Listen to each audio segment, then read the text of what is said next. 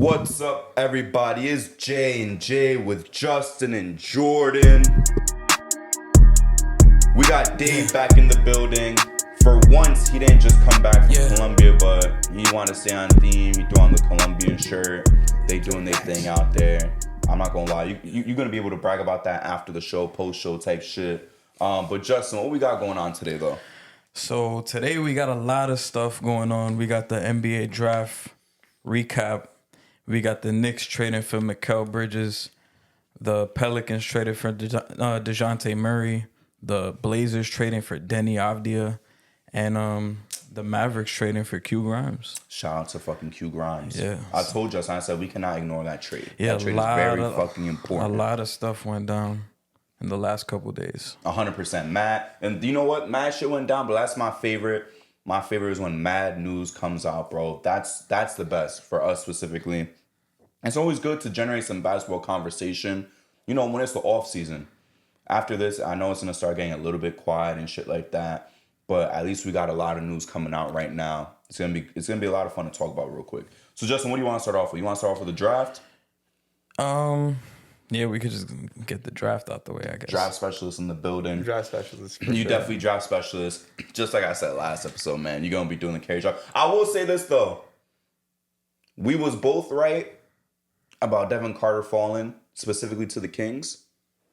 And I was right. He wanted shit on, bro. You had the crystal ball in your hand. Yeah. Last episode. I had 2 crystal balls in my hands making the predictions. But and I was right because Justin was like, is Zach Edey gonna go like 19? I put him at 11. He went 9.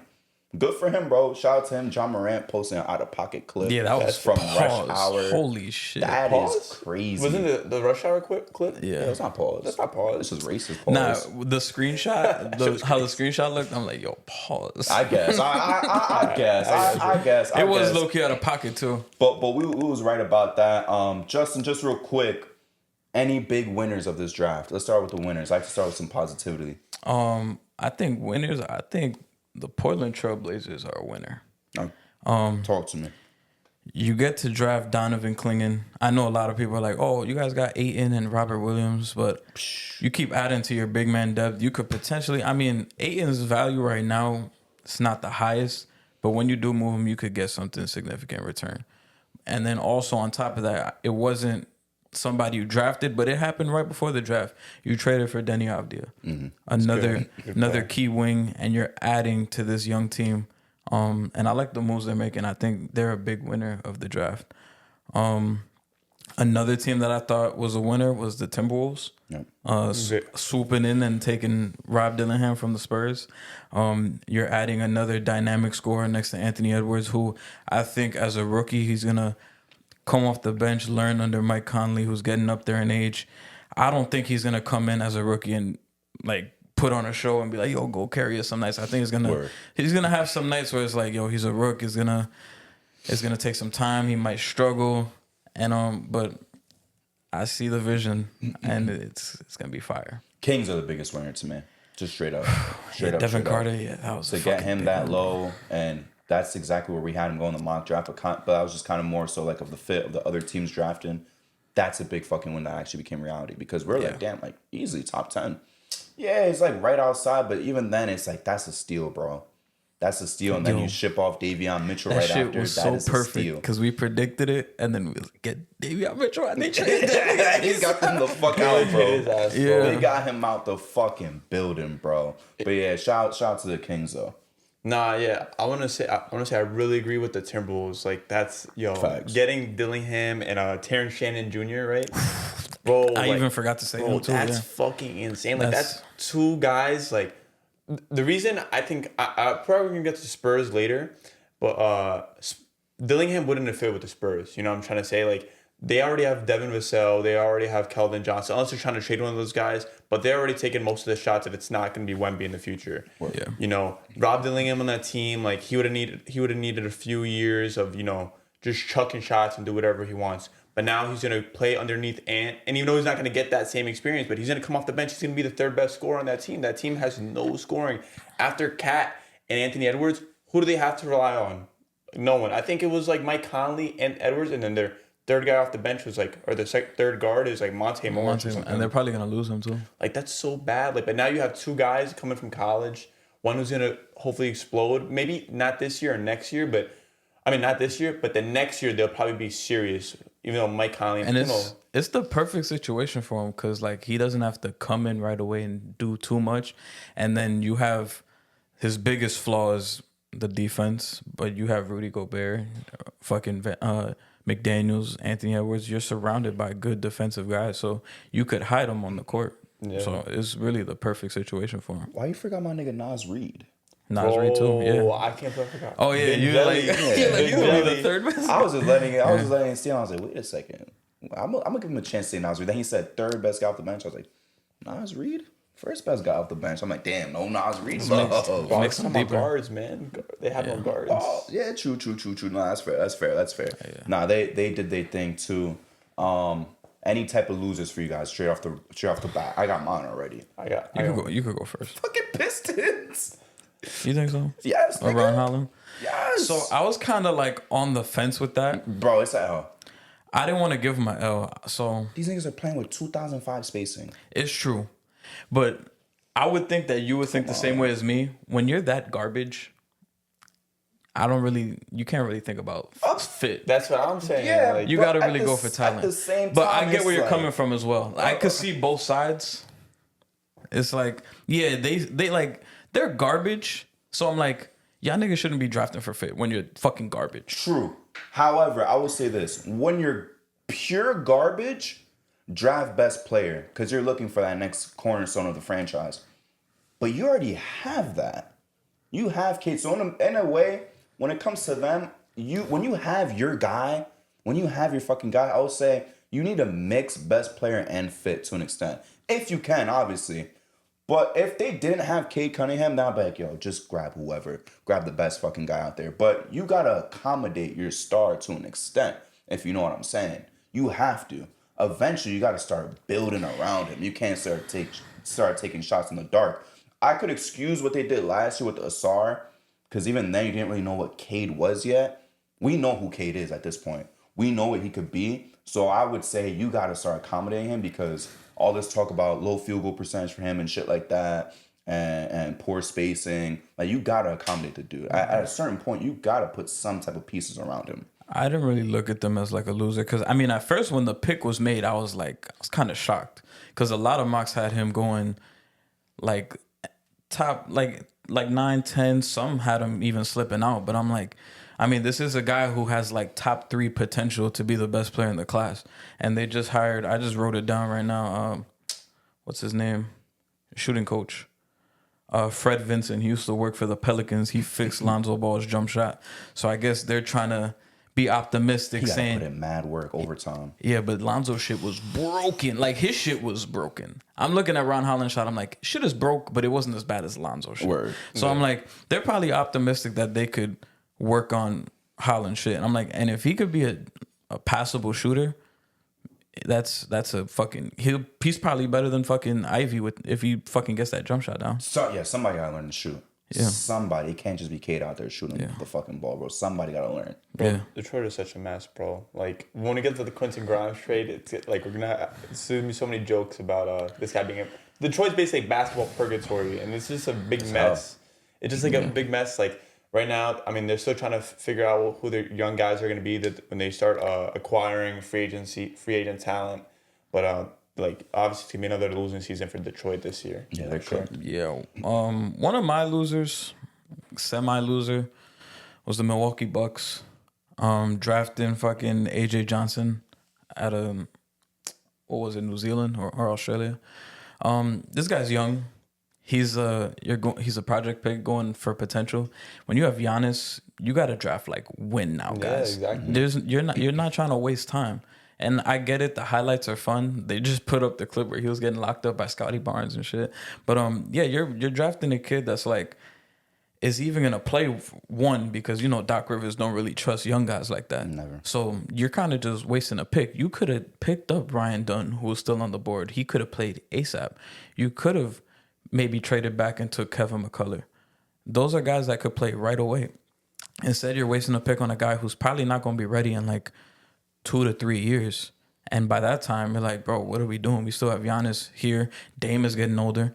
I do like that they took Tyler Smith in the second round out of the G League Ignite. He's a guy who could possibly play right away. But it's just like, why are you even trying to play around with that? Because you know the fucking type of team you have. And you better hope that you have something up your sleeve in free agency to make up for that. But for them, they're like one of my losers. Dave, any losers for you? Obviously, they did not have a draft pick this year, and that's why they're a loser. The Brooklyn Nets are a big-ass loser.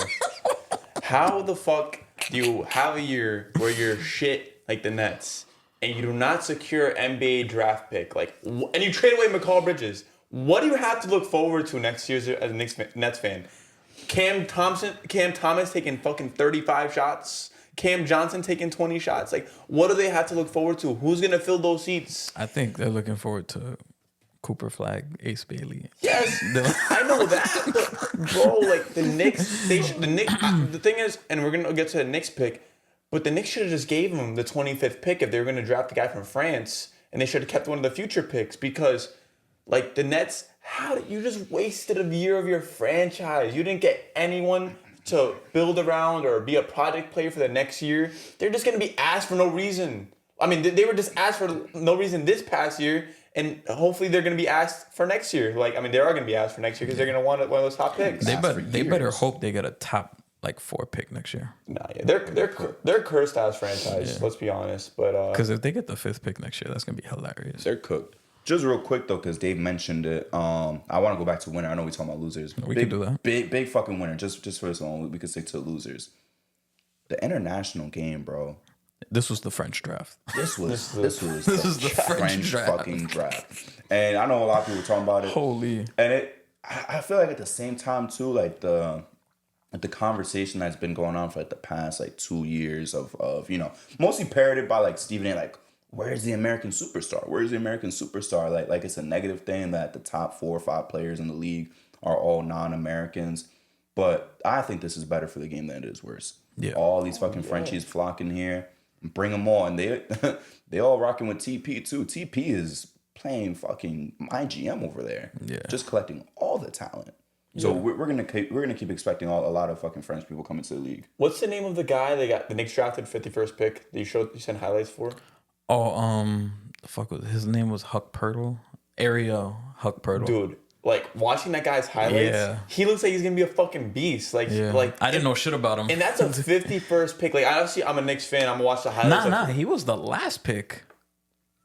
Oh, 57? He was the last pick of the draft. Okay. Yeah. But my point is that, like, obviously, I'm going to watch, like, the highlights always look good. You can put highlights of fucking me out there and I'll look good. You know, they're highlights.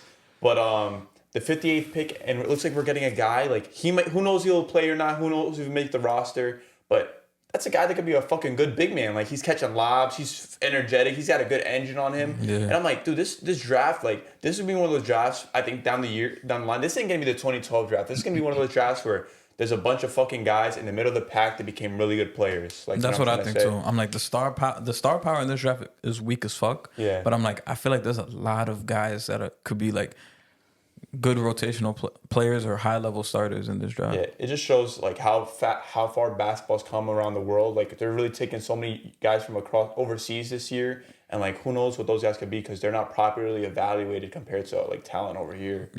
Yeah, that's actually a good point that you brought up, because I know now like the league is taking a lot of chances on the foreign-born players and scouting foreign-born players, but even then, like you just said, it's still not to the extent that it should be compared to how it is here.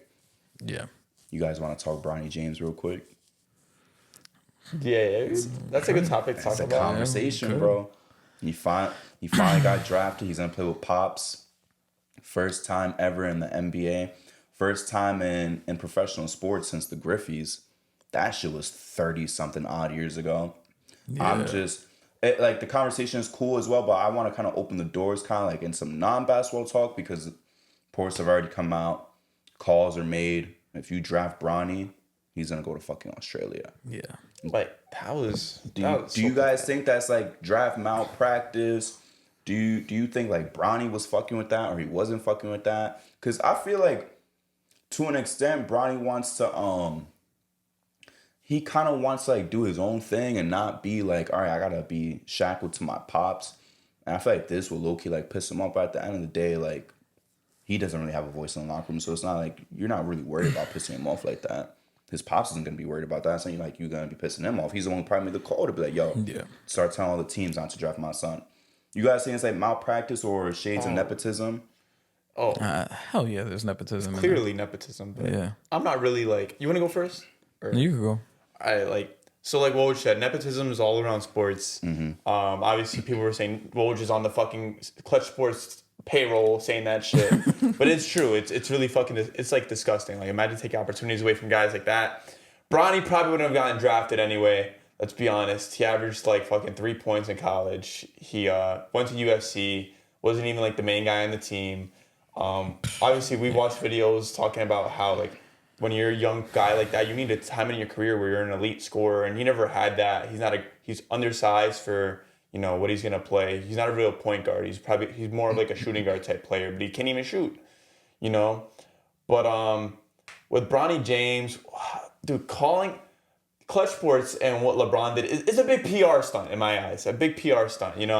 If there's no chance Bronny would have got drafted, but imagine he got drafted by like the 47th pick, like right before the Lakers. It would have been a fucking disgrace or something like that. It would have been annoying. But obviously LeBron has a fucking multi-million-dollar house in LA and shit like that. Why would he want Bronny to get drafted to another team before him, and him possibly leave LA just to play with Bronny? Because obviously playing with your son in the NBA, that's unheard of. Like, and that's LeBron doing it out of all fucking players. Yeah. Like probably the greatest player of all time. Like all said and done, when all the views when it's all over, we'll all realize that, or people that haven't will realize that. Yeah. But he's gonna play with his fucking son, bro. But he's gonna get is Bronny James really gonna get any burn? No, he's not. He's gonna play in the summer league. He might have 1 or 2 decent games where he scores like 12, 13 points. But bro, there was a reason he wasn't that good in college, or he wasn't a super elite in high school. Like, he's not gonna do well in the NBA. He probably won't even get fucking minutes. He's gonna get pity minutes, or maybe the first 2 games he might get a couple minutes, but then everyone's gonna be like, he's getting shitted on. Like, he's probably gonna get fucking shitted on, if we're being honest. Yo, he's gonna get fried by not even like the star niggas, but I respect to him. Obviously, big fan of his, but he's gonna be getting fried by niggas like Quickly, Fred VanVleet, and then even besides that, he'll be getting fried by niggas like Monte Morris is gonna fry niggas like him. Fuck that. Sheesh. Summer League. All those niggas that didn't get drafted and they got called up, they're all going at him. Mm-hmm. Justin Edwards is going at him. If fucking Javon Quinterly gets a call, he's going at that nigga. Marquise Noel is going at that nigga. Yo, they see him packed out gym, they're going at that nigga. Shout out JQ. You have a game against Bronny, that's probably a contract for you. Yeah. Yo, I dropped 30 on Bronny. You might get a call. So that Pat Bev gonna pick him up 94 too. That's just gonna be funny. Niggas gonna give him the Lonzo trade. It's gonna be worse than that. Yeah. The one thing I will say though is did they go a step too far in making calls? Yes. I'm gonna say that straight up. That was straight one. Rich Paul. Yeah. I don't think Bronny was like, make sure they know. But I think Bron did it. Bronny didn't, but that's what I'm saying. Bron did it. I think this is all done by LeBron. But like I was saying though, like the calls was excessive. And to be real, I mean, like they said, like he probably wouldn't have even gotten drafted by like anybody else. I mean, unless someone really wanted to take a chance at 48, fucking 34 or whatever, 52. I think the only reason people would have drafted him was if LeBron put out that, wherever he goes, I'm going. That's the only way niggas would have picked him. But he even retracted it, He retracted that statement. He did. That's the one thing. But here's what I will say about the nepotism bullshit. We've seen mad niggas get a chance in the league just because of their last name. With all due respect. Patrick Ewing Jr. Ass. Garbage. Sharif got a chance. He had a chance. Scottie Pippen Jr. had a chance. Are any of these niggas playing if their last name wasn't O'Neal, Ewing, Pippen? No, probably not. Probably fucking not. To be fair, Scottie Pippen was way better than Bronny in college. Okay, but my point is, you take out the last name. Is he really getting all these chances? I think Pippen Jr., yeah. The other two... If his name was fucking Jefferson? Scottie Jefferson Jr.? He was good. He was good at Vanderbilt. But I'm saying to get all these chances. How many chances has he played for? He's only played for, the Lakers? And then he got traded to... I think he's on a different team now. I think he's in the G League right now. I know that He for a might be fact. in the G, but Shout out to the G, by the way. Who else has been drafted with a last name that's just been garbage? I'm trying All to the think. Antetokounmpos. Yeah. All the Antetokounmpos still have a job. yeah. And it's like, this isn't anything new. It's the same thing with all the sports, bro. You're going to take a chance at somebody. Oh, Scottie Pippen Jr. is on the Grizzlies. Damn, he averaged. Yeah, I actually remember that. He averaged 13 a game this year. Did The he? NBA? Oh, in 21 games, yeah, he did. I ain't He's remember not nigga bad, getting bro. He's not. I ain't remember nigga getting burned. I ain't gonna lie. Bro, he's But not. it's bad. it's mad players out there in any sport that they don't take a chance on you solely because you're the son of somebody, bro. The best new. example is like, damn, I hate to say it because he had G League games that were fire. I don't care David about G League. Stockton. I don't care about you. David Shout out Stockton. to David Stockton. Yeah. But like I said, same thing with Patrick Ewing Jr. I think he's the worst. Yeah. Patrick Ewing Jr. is way worse than David Stockton. Hell yeah. That, I remember him in that's ridiculous. 2K11. Oh my god, I man, it's in remember the 2K11. name. I don't know why I remember that. He was name, in but- 2K11, I Bro, remember. Didn't he get drafted in 2K11 though? He might have. He was drafted, bro. 2K11, Jesus crazy. I said drafted in 2K11. Like 2K. Sorry, I said 2K, not like 2010. That's the thing, though, bro. Why is Patrick Ewing Jr. getting a chance, bro? Like, I mean, he's Chris not Smith like was that. on the Knicks. Who? Chris Smith. Yo, he did get Shout out drafted Chris Smith. 2008. What pick? 43rd overall, 2008. I'm telling you, bro. You'll take. He a went shot. to Georgetown too. You'll take a shot, bro. Someone's gonna take a shot at Deuce Tatum. Yo, he only played 7 games in the league. Averaging how many? Under 3.2. Under that? It's got to be Under that. that. He played 7 games. Played 7 games. 0.4 points per game. Yeah. Damn, that's bad. Yeah, but even niggas could average like. Let me see his 3. college stats. Was he like that? Nah. 6 points per game. His senior year, 4 rebounds. That's wild. Hey, man. That's so bad. Hey, man. He averaged more than Bronny. Oh, come on. I mean, He's a big man. Dwayne Wade's son got a fucking G League, like, it was on a Oh, G that League was team. hella nepotism. Oh, yeah. He was fucking ass. Let's be That's honest. nepotism. Yeah, that was- Man, he was hyped about him too. Yeah. But it's like, bro, we talking about nepotism this much, like it's a brand new thing in sports, bro. Nah, yeah. Like it's brand new. It's not no fucking brand new thing. What are we talking about? Oh, hold on. Wait a second. How about Dave's favorite fucking ball brother? They gave that nigga a chance. D'Angelo? They gave that nigga a chance. No. We're not calling him Leandro. I'm sorry, because that nigga's a bum. I'm calling him LaMelo and Lonzo's brother. That nigga's a bum. Whoa. That nigga got a chance. He averaged 37 points per game in high school as a senior. That's my point. But he only got a chance in the Bro, G bro, League. no. He For was a Greensboro. he was a demon in high school though. Like, you know what I'm trying to say? He fucked up in college by fucking stealing sunglasses even though he was rich. But Leandro Ball was a fucking demon in high school. Like, and if you're a demon in high school and you could be an elite scorer in high school, you could at least deserve a chance at a high level, like a higher level. You know, he got his chance. He was undersized, let's be honest, as a wing. He was a big body for a fucking wing. Yeah, like, it was never going to work out. But he was a fucking demon in high school, though. That nigga was a big body, like 2-guard. He had to watch Desmond Bain highlights. Justin. High school stats. This nigga serious right now? There's no way. There's no way.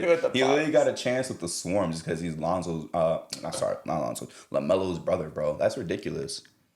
But it's the G League. That's ridiculous. That's what I'm saying. He got a G League contract for But it's what? always good PR. That's the For thing. what? Like, this shit, nepotism nepotism's only used when it's like negative, when in negative context. But it's used as PR. All that stuff is PR. Like even if it's an excitement, even if it's David Stockton, it's exciting for like that small smidge, maybe like 2 or 3 games. for like Even to a 2 lesser degree, you have like coaching.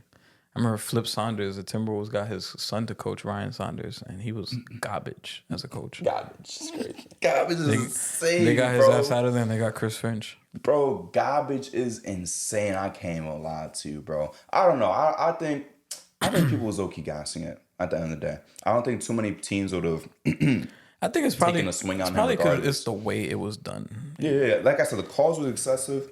The calls. But if the calls wasn't done, I wouldn't have really Yeah. seen that as anything different than any of these other guys getting fucking drafted. But I With all feel due respect. I feel bad for Bronny though. What's gonna happen after this year? Like, he's gonna play. He might play a little this year just because he just might play a little.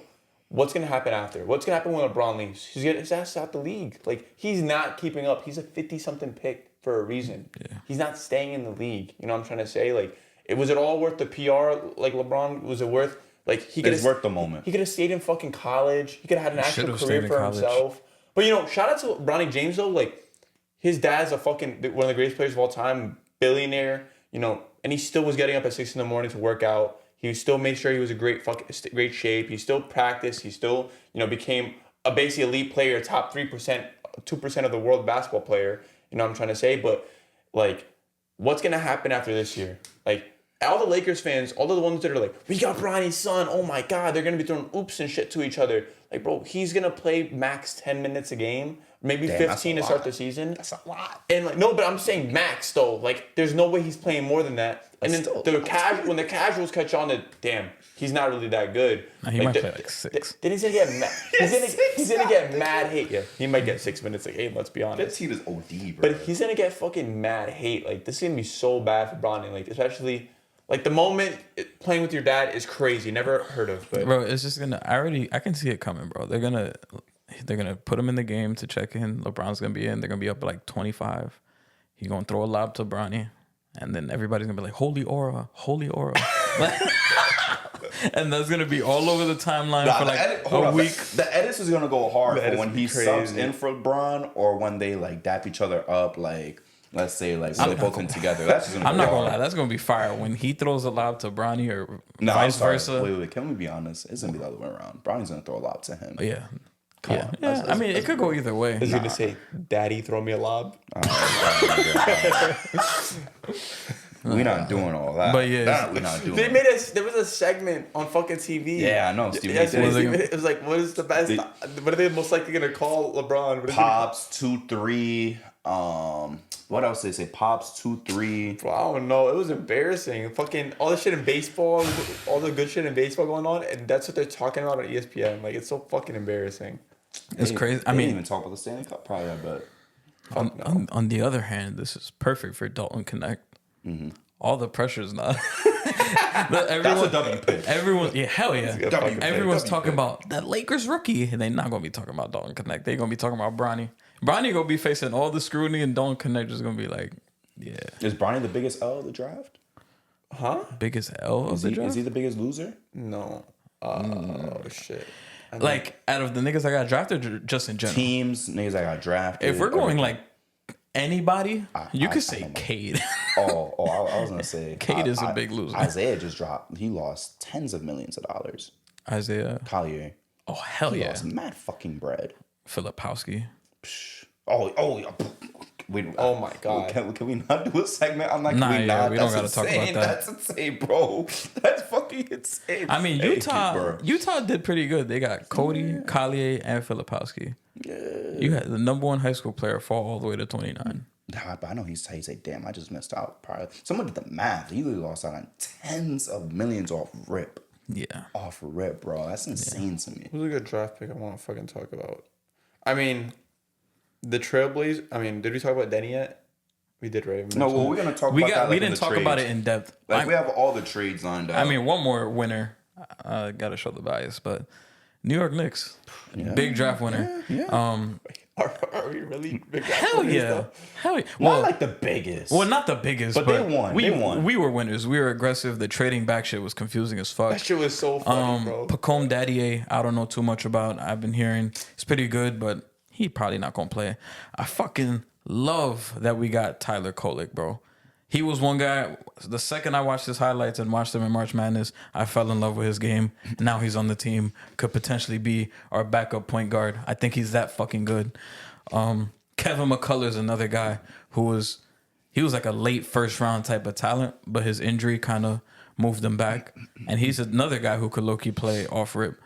And then Ariel Huck-Pirtle, however the fuck you say it, didn't know shit about him before the draft, but I watched his highlights. Watch his fucking highlights. I was fucking hype. I was so fucking hype. But yeah, I think the Knicks did a really good job on draft day. Like, it was clear from before the draft that the Knicks had no intention of really taking both of those picks, because people that don't watch the Knicks or don't look at the Knicks rotation, the Knicks roll with the 9-man rotation usually. Like, and we have all those 9 spots filled up. You know what I'm trying to say? So whoever's getting drafted, you know, they might barely fucking play. Like, that's the truth. Unless they wow, they might barely fucking play. But one of the things with the Knicks is they're trying to re-sign Hartenstein and they're penny pinching because there's tax aprons and shit like that. And a first round draft pick is like $3 million base salary. Yeah. So they didn't want to take both of those picks. They cooked, bro. They cooked trading away. They got the stash and dash guy, or what is it called? Draft and stash. Draft and stash guy and Daddy A. But if he says he wants to play, bro, he's getting traded. Like after summer league, he's gone. Damn, I was looking forward to him like late game ISO and then he cooks. I'm like, Daddy, hey. yeah. Pause. Relax, bro. You gotta relax, bro. Damn. Bro, I think he's ass, bro. I saw. Nah, yeah. If you want to play, he could go. If you go on the ESPN app and it shows the draft coverage, it gives notes on every player. His shit is like weakness, offense, playmaking, rebounding, defense. It's like everything. What? So his strengths was potential. Yes, it was something like that. Like, potential was crazy. He's prospect. I hate that shit, bro. Oh yeah, it's like the 2K prospect. Fucking prospect. I think he averaged like fucking 7 points overseas. Yeah, that's bad. 7 points overseas is crazy. I can't even lie to you guys. Yeah, he's troll. If he really comes to NBA this year, he's getting traded and he's gonna be in fucking Detroit or something. He could go to the Nets. He's not playing. Yeah, that's why the Nets should have taken that pick, bro. Like they should have taken fucking Daddy A. Damn. But Woj was fucking trolling. Like Woj was like, the Knicks are intending to trade away the 26th pick, and then he was like, then he basically sent another tweet. He said, Knicks intend to draft both the 25th and 26th pick. Now. Oh yeah, that nigga was. And then they drafted the 25th pick, and it's like the Knicks have traded away the 26th pick.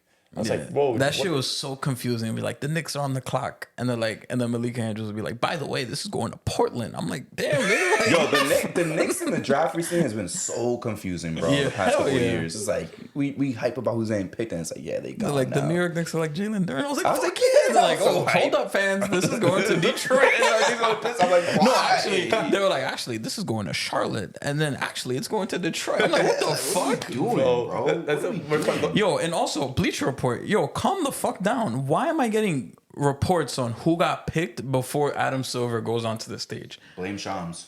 It's annoying, bro. They're ruining Before it used to be Twitter. Now it's Bleacher Report too. I'm watching the draft. Fucking Alex Sarr is walking away with like after his interview, and I get a Bleacher Report, and it's like Rockets take Reed Shepherd, and fucking Bob Myers is still talking. They're not even fucking Silver didn't even go to the podium and announce it. It's already on. I'm like, bro, what the fuck? Am I that behind? But these niggas are thirsty to get this shit out, bro. You was watching on TV too? Yeah, I was watching on my phone. Damn, yeah, was probably confused as hell. I was so tired. And not even no bootleg stream.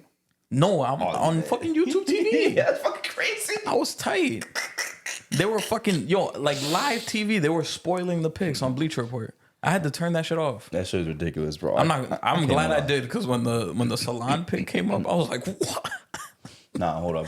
Another loser, shit. Cody Williams and his brother's fucking handshake. Yeah, that was whack. That was some loser ass shit. Colin was like, he's gonna be a bust after that fucking handshake. I don't blame him. That's some bust ass shit to pull out a fucking handshake like that. Nah, you're cooked, bro. You're absolutely cooked. Hey, winner, Chicago Bulls. You got Modest Buzelis at 11. Shout out to him. Yeah, he gets to stay home. Welcome home. Next D Rose. High upside, right? Huh? High upside. Yeah. Next D Rose. Bro, that's like the Bulls are like another team that's just in fuck. I don't want to throw them into Detroit, but they're just in purgatory. Like they've been trying to trade Vucevic for ages, Levine for ages. They're trying to rebuild. Like, let me say this though. Bulls are purgatory. Pistons is hell. Because purgatory, it's like Bulls, Hawks. Like that's like teams that's like we're kind of good, but we're kind of bad. You know, like we right there. We're gonna win like 37 games every year. You throw the Nets in there too. The Nets, well, they're gonna be in hell now. Yeah, they're gonna be in hell. Like this year and last year, they're in purgatory. Next year, they're gonna be in fucking hell. Yeah. Like I don't know what I'd rather be in hell or purgatory. Yeah, both of that shit is just it's ridiculous. Gonna be tough for that. It's gonna be very tough. I think I'd rather be a Pistons fan than a Bulls fan right now. Dude, big fucking winner. OKC Thunder. Oh yeah. They fucking drafted a guy that should have been a top 3 pick, or was probably would he been in the top pick? Like top five. He would have been a top 5 pick with a mid-teen pick, and they just get the dash, put him in the pack, and put him away. Put him in the pack is crazy. Put him in the pack. They put him away, and they're gonna make the NBA fucking conference finals again next year or semifinals without him. You know, they got better before they even drafted.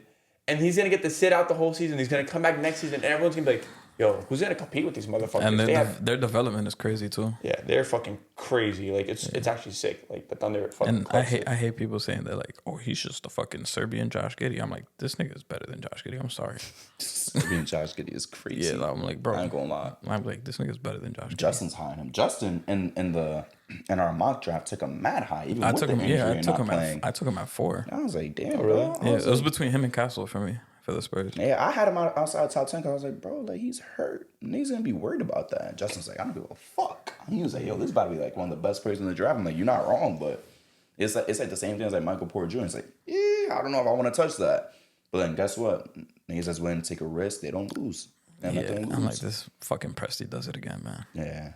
Yo, but Castle though, the Spurs like they're playing chess still. Like that Castle guy, he's not ready to like cook yet, and the Spurs know it's not their time right now. Maybe in 2 or 3 years, and that's why they drafted him, kept him instead of Rob, because they're like, we give this guy 2 years to develop, a year or two to develop underneath Keldon and Devin Vassell.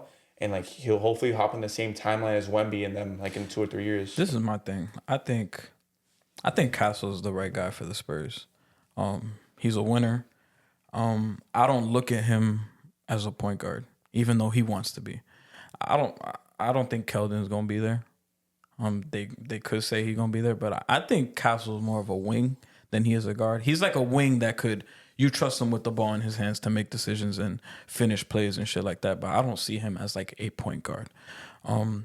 But him alongside Wemby and Sohan, I think he is the right guy because he's going to compete defensively and he's going to be another guy that you can trust with the ball in his hands. He's going to look for Wemby for lobs and fucking attack the rim. He's going to cause that rim pressure and do shit like that.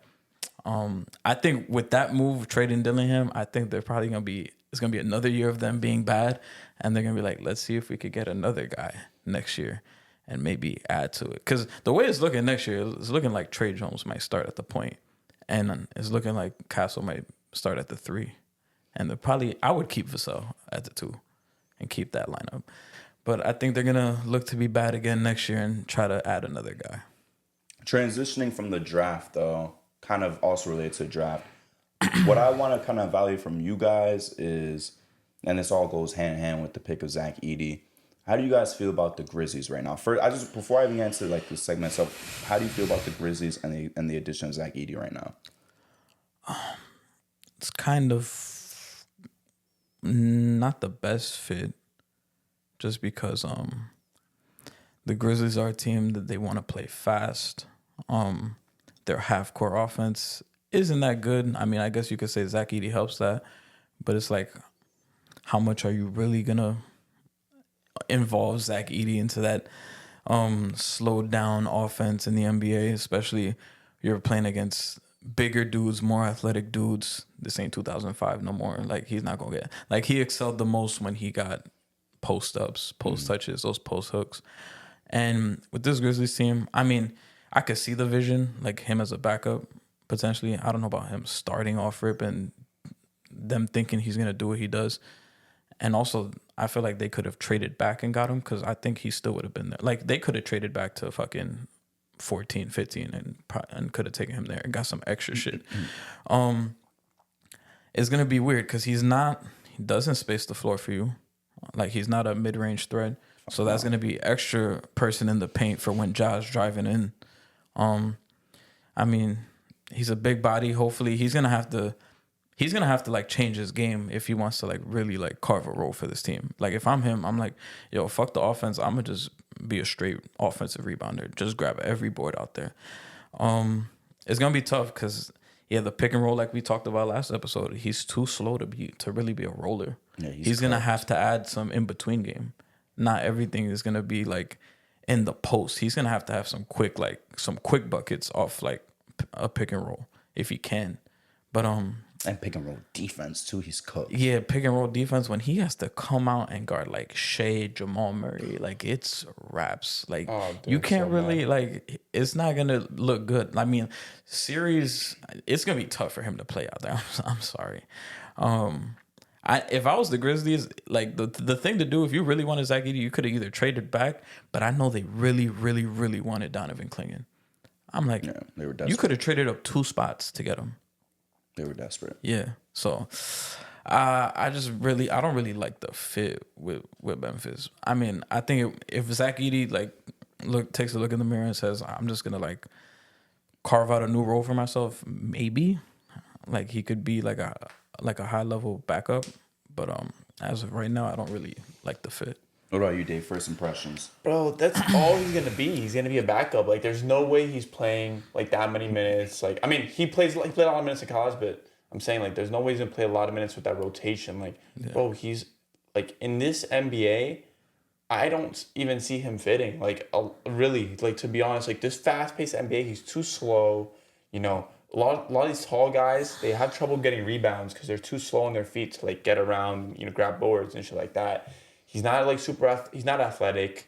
Like, I don't know. Like, pack your bags to Detroit, buddy, because you're going there next season. Oh damn. I mean, one thing I'll give him one benefit of the doubt is he's went through a lot of adversity in college, like failing, being embarrassed, and then coming back, going to the national championship. Same thing in high school. Didn't have a lot of offers, and he's rise to the occasion multiple times and prove a lot of people wrong. So I'll give him that and see if he could shut some people up. But with this team specifically and this fit, I'm just not really like a fan of the fit of the team. Before Detroit, I was gonna say ni hao, but Shanghai is canceled after what they did. He's gonna to fucking, he might stop. after After Nova yeah. shit, they're canceled. So we can't talk about Shanghai no more. Zach Edey might dog in the summer league though. No, He's probably gonna cook. He's gonna dog. So then this is kind of where I want to build off because there's two of like what would you guys rather have? So first I want to start off with the Grizzlies. Like, what is like their ceiling to you guys first of all right now?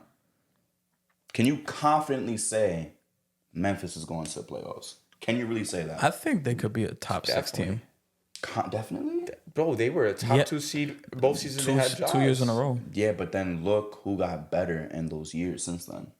That's what you got to think about. Well, yeah, but Desmond Bane got 2 years to play was the number 1 option now, and now Ja's coming back. And when he was playing, I know because he's on my fucking fantasy team. I missed him for half the fucking the whole season, but they were elite when he was fucking playing. They were good again. You know what I'm trying to say? This guy Jaren Jackson pisses me off though because he fucking can't grab a fucking rebound when you need him to, and he's a fucking he's soft as fuck. So like they probably hope Edey's gonna help a little with that shit, but Memphis. I think like their ceiling is conference semifinals, not finals. I'm not. I wouldn't go that far. I mean, I do think they could be a top 6 team because, yeah, like we said, they were the second seed for 2 years in a row outside of this past season. When Ja played, they did look a lot better. Does that mean I think they're a top 3 seed? No. I could see them being like the 6th seed, maybe high end playing team. Because this team wasn't bad. They're banking on internal growth as well because you had the good production from Vince Williams this season. You're hoping Gigi Jackson takes another step this season. And we'll see how they go from there. They got to bank Ja doesn't fucking touch a firearm and that everyone stays healthy. And with that being said, I think they could probably be if they're a top 6 team, to me, they're like 6. And if they're a playing team, they're like 7. I think I could see. Because to be honest, I don't think the Clippers were the 4th seed. I don't see them being in the picture. That's fine. Like, sure, the Clippers will fall. But this is my point, right? Like, they're a low playing team to me. Like, they're barely going to make it to a play-in. They're a 9-10 seed to me. And I'm going to explain why. Are they better than the Thunder? No. Are they better than the Nuggets? No. Will they be better than the Timberwolves? No. Will they be better than the Lakers? I think so. Yes. I'm not buying that one. Are they better than the Mavs who just made the finals? No. Are they better than the Kings? I'm taking the Kings confidently. That's like... I'm taking the Kings. They were a 2nd seed. That was a conversation. That's taking the Kings. Oh, the Kings were a number 1 seed that year. Confidently. No, the Kings was the 3 seed that year. You know what? I'll give it to the Kings because Keegan Murray, Aaron Fox. That's what I'm saying. Keegan Murray got better. That's fine for me. Sabonis got better. Fox is always getting fucking better. They're always surrounding their team with good picks right now. Who am I forgetting right now? You guys are saying they're better than the Suns. They're not better than the Suns to me. I'll take the Grizzlies. I'll take the Grizzlies. I'm taking the Suns. If they keep Kevin Durant, the Suns are a malfunctioning team. Like, they don't work. I'll keep. Well, we'll see what Bud does.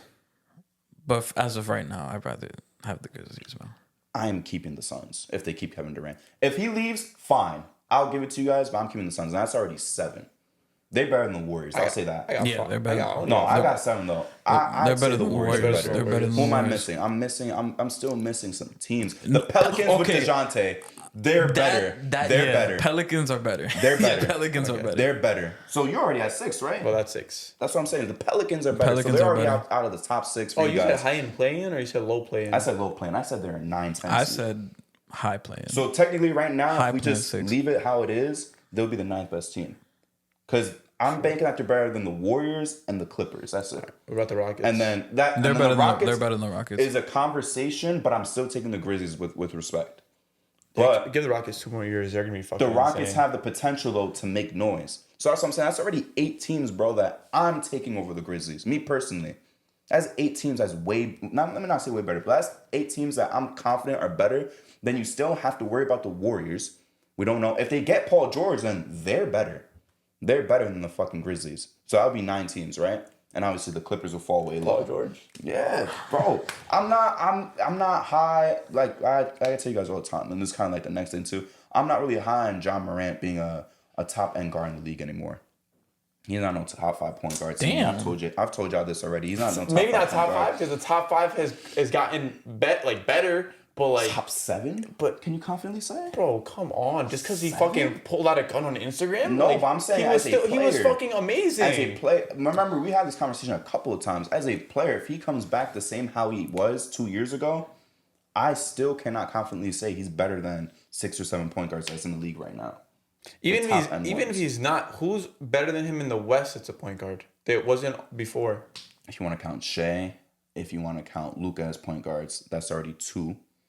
I'm trying to think. I gotta look at the map real quick. Just all the teams you said though that are better than, because it only matters if they're better than the Grizzlies. Curry doesn't matter because they're not better than the Grizzlies. All right, but the thing is, point guards in the West doesn't mean that their team is gonna be better than the Grizzlies though.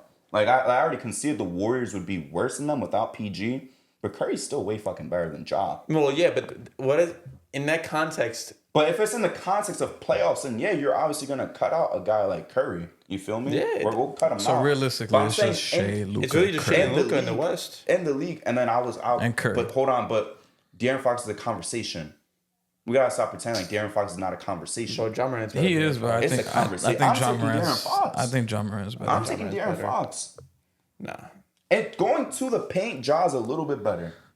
He's a little bit better. Isn't that his whole thing anyway? That's what I'm saying. He's a better playmaker. For Fox? No. For Ja. Yeah, that's what I'm saying. Fox is only a little bit worse. Fox is better in the mid-range. I'm not saying Fox is Curry from 3, but he looks like Curry compared to Ja. He's a better defender.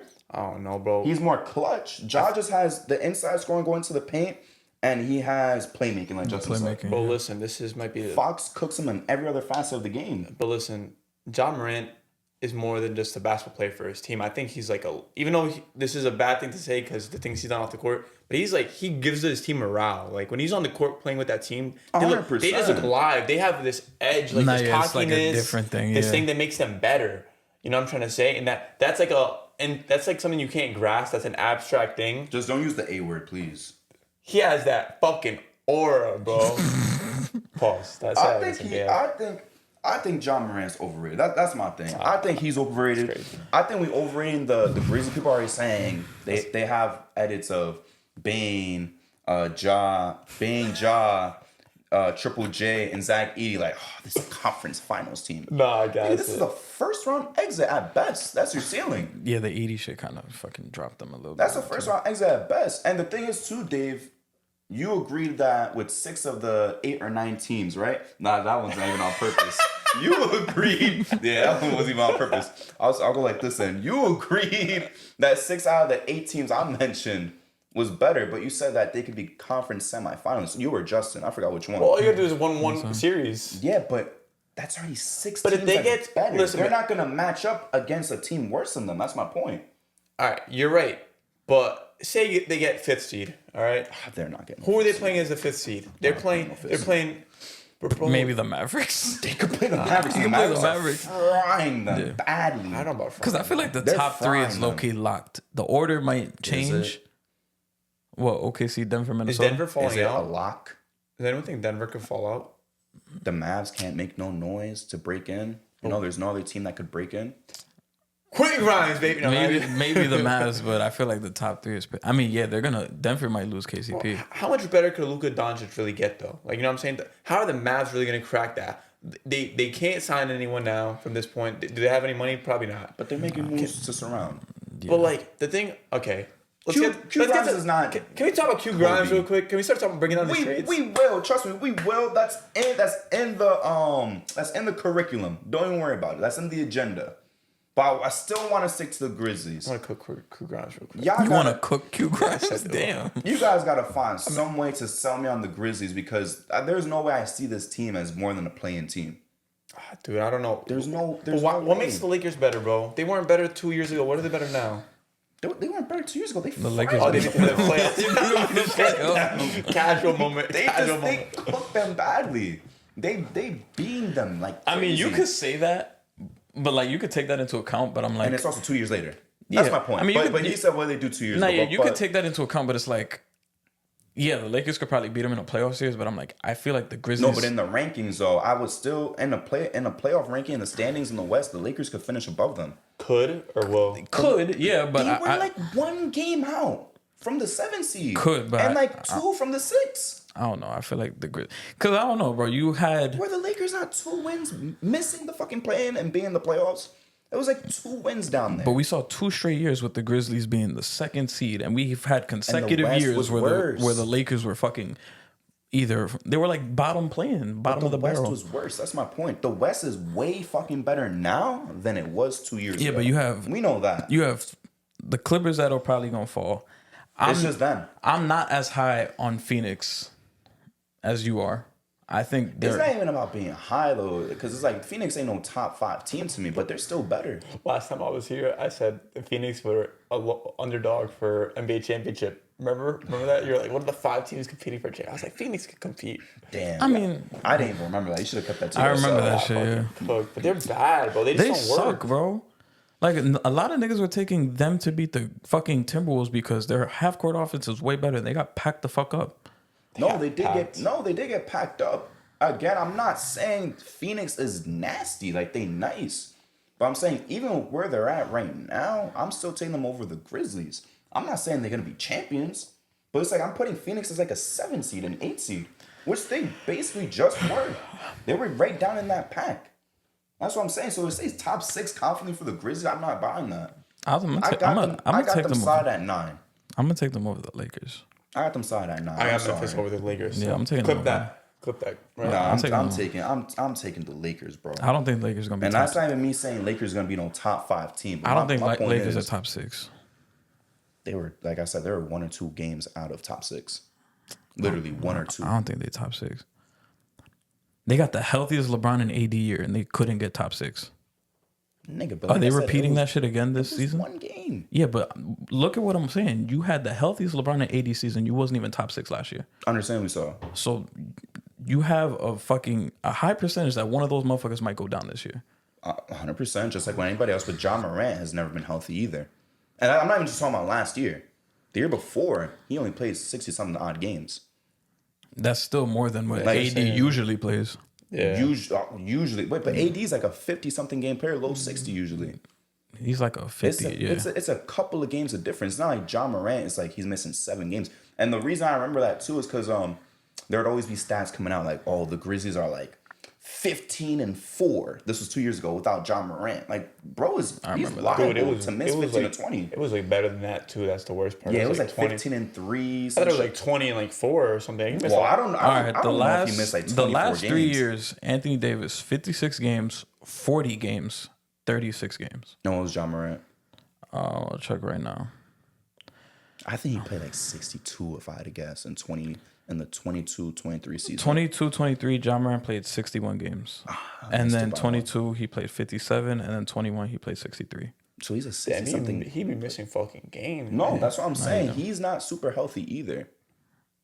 But he still plays with Yeah, but him being suspended and being out for a whole season is different than missing like 3 or 4 games. But those seasons Justin's talking about, though, like, a lot of that was due to injury. Hey, man, he had there was the suspensions, yes. He had a whole year off. He should be fucking good to go this season, bro. I'm not confident, bro. Yeah. I can't. I'm sorry, I'm not taking the fucking league. They have a brand new fucking head coach. And, like, we still have to wait and see. An unexperienced head coach at that. But even then, Justin... And to pencil them in over the Grizzlies, who has shown that they've been a top seed... they're not going to... Yeah, I know. They're not going to be a top seed again. But I'm not going to fucking sit here and fucking say that the Lakers are going to be better than the Grizzlies next year. But my point is, like I said, like, top 6 is crazy because we just saw... Well, playoff, matchup, the Lakers could probably beat them. But in terms of finishing and standings, I'm taking the Grizzlies. But what I'm saying, too, is, like, we just saw the 11 seed win 41, 42 games in the Rockets. Yeah. The 11 seed now is different than 2 years ago, guys. That's what I'm trying to explain. Like, you could farm those wins off of those garbage teams in the bottom. You weren't really farming wins against teams, and that's why everyone was finishing 47, 48 wins. Do the Suns have a point guard? No. They're not better than the Grizzlies. That's fine, but every team has its weaknesses. They suck. Every team has its weaknesses, though. And you just explained that they weaknesses, they fucking big. Yeah. They're big as a big-ass weakness. Every team has a weakness. There's no perfect team. The Celtics still isn't a perfect team because, they have that amazing starting five, but at the end of the day, your fucking center, your starting center is an all-star potential guy, is down.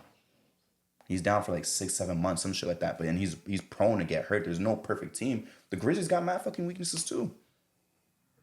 A lot of their players have their own weaknesses. Yeah, the Suns don't got a point guard. Yeah, AD could go down. Ja could go down for a lot of games.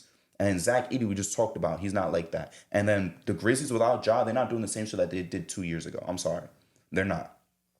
There's a completely different team that has to carry the load while he's gone. I can't do that, bro. I could pencil him in for at least 12 games missed already.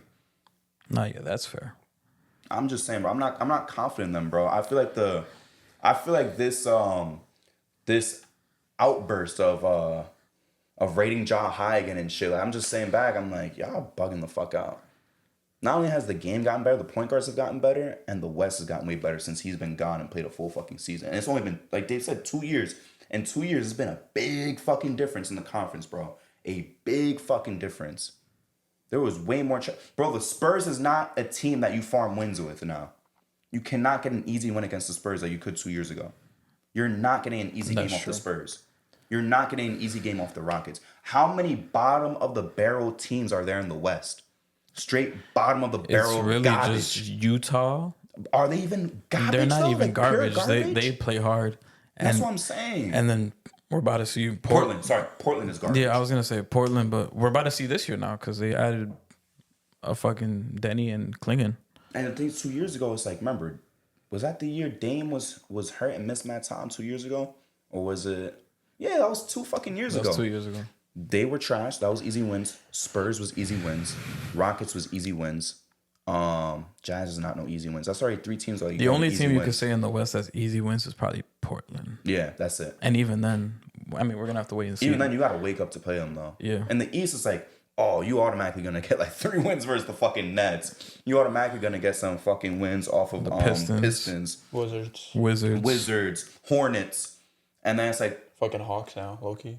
Hawks if they get like Trae Young. Yeah. But it's like that's already 4 garbage teams, and it's like then you get to the Raptors, like it's getting a little bit hard. The Jazz is like the second worst team in the West. That's already a hard game to fucking play. I'm not confident in this, bro. I can't pencil in the Grizzlies for 50 wins. I can't pencil them in to miss the fucking play-in, to avoid the play-in. Sorry. I got them as a 9 seed right now, currently. That's just me, though. I'm looking at the standings. You could look. I feel like Pelicans could be a top 6 team now. They're going to be a problem. I don't know where they fall in the chips, but they're going to make the playoffs at least. Because, they could be a top 6 team. Yo, real question. To question Dejounte Murray's impact, when he went from the Hawks to the Spurs, when he went from the Spurs to the Hawks, how much better than the Hawks get? But that's different, though. But that's a serious question, though. No, they got worse. They got worse, right? When he was in the Spurs, he was averaging like a triple-double, right? Low-key, his statistics like 29-9 or some shit. Yeah, Dejounte. And they were trash, but they were trash, right? 6 wins and shit like I I don't know why with what he does defensively, offensively. I mean, now he takes a little breaks on defense, but like, is he really that guy to impact the team like that? Yes. So, Yeah, This you is know what why? Because he's the primary ball handler. He don't got to worry about Trae Young fucking ball hogging. Yeah. And we saw how good he was when Trae went down. Obviously, the team didn't get better, but the team around him was trash too. The team was really just him and Trae Young. Obviously, respect to Jalen Johnson, but it's like they were not like that around him. But now, obviously, B.I.'s gone. But him, 60-something odd games of Zion. Well, B.I. is not officially gone yet. But we know he is. We know he is. And we'll see what pieces they get from that. CJ, Jonas, Herb Jones. Yeah. Trey Murphy. Yeah, Trey Murphy. Bro, like that's a squad that's gonna give you 45 plus wins. And I could pencil that in 45 also, minimum. Yeah, to add to that, you're putting the ball into Dejounte Murray's hands to be the point guard, something that the Pelicans have been needing and missing. They forced CJ to play point. They forced CJ to play point, which is not his role. He is a 2. And also with the Hawks, not only was Dejounte their second option, he was like their point of attack defender. And he's not gonna look as good on defense because you're also asking him to be the second option. So he's gonna have moments where his defense don't look the same. Now you're going to the Pelicans where like you have Herb Jones, you have Trey Murphy, you have fucking Alvarado. You don't have to guard the best player now. You could probably guard the fucking third option on the other team or whatever. And now you save more energy. You could do more on offense, and you could be more locked in on defense because you have guys that are fucking nasty on defense. They drafted Yves Missi, who's going to be a shot blocker and who's going to be athletic as fuck. So this team's going to be fast. They're going to run. And I think Dejounte Murray, he's a good player, but like he said, he's a lot better with the ball in his hands. With Trae Young, we didn't get to see that because it was a lot of your turn, my turn. And he had his best games when Trae Young was out. Like that game against Boston when they came back down 30, was it? Yeah. And he had, 45? Yeah, I was about to say, he had 40-something. Yeah, he had like 40-some shit. And like those are the games you're going to get when he's like the primary option. So, the primary ball handler, I should say. But I'm higher with the Pelicans with Dejounte Murray at the point guard. That's why I'm confident they're gonna be better than the Grizzlies, bro. Like I'm saying, like this is 45 to 48 wins. Let's remember they already did that without a point guard. Obviously, I'm accounting for taking away BI and of course Zion missing games as well. But they're not gonna fall like crazy. They're gonna stay where they're at, or maybe like Justin said, finish 6. They're a team that could be top 6, low-key, because they were literally. I'll give them exactly 6 at best. I don't know about top 5. No. Like For me, I was thinking like literally 6. Yeah, like number 6, they could. Like I said, I got more confidence in them doing it than Memphis. Because they were literally the 7th seed without a point guard. And that's before the playing game because they lost the first game and they won the second game. They were the 8th seed, but they finished 7th. So I could see them being like the 6th seed. They're gonna be a problem, bro. I could see them avoiding the play-in, basically. Like Dejounte with them, he's gonna be a walking like 22, like 6, 7, and 8 assists.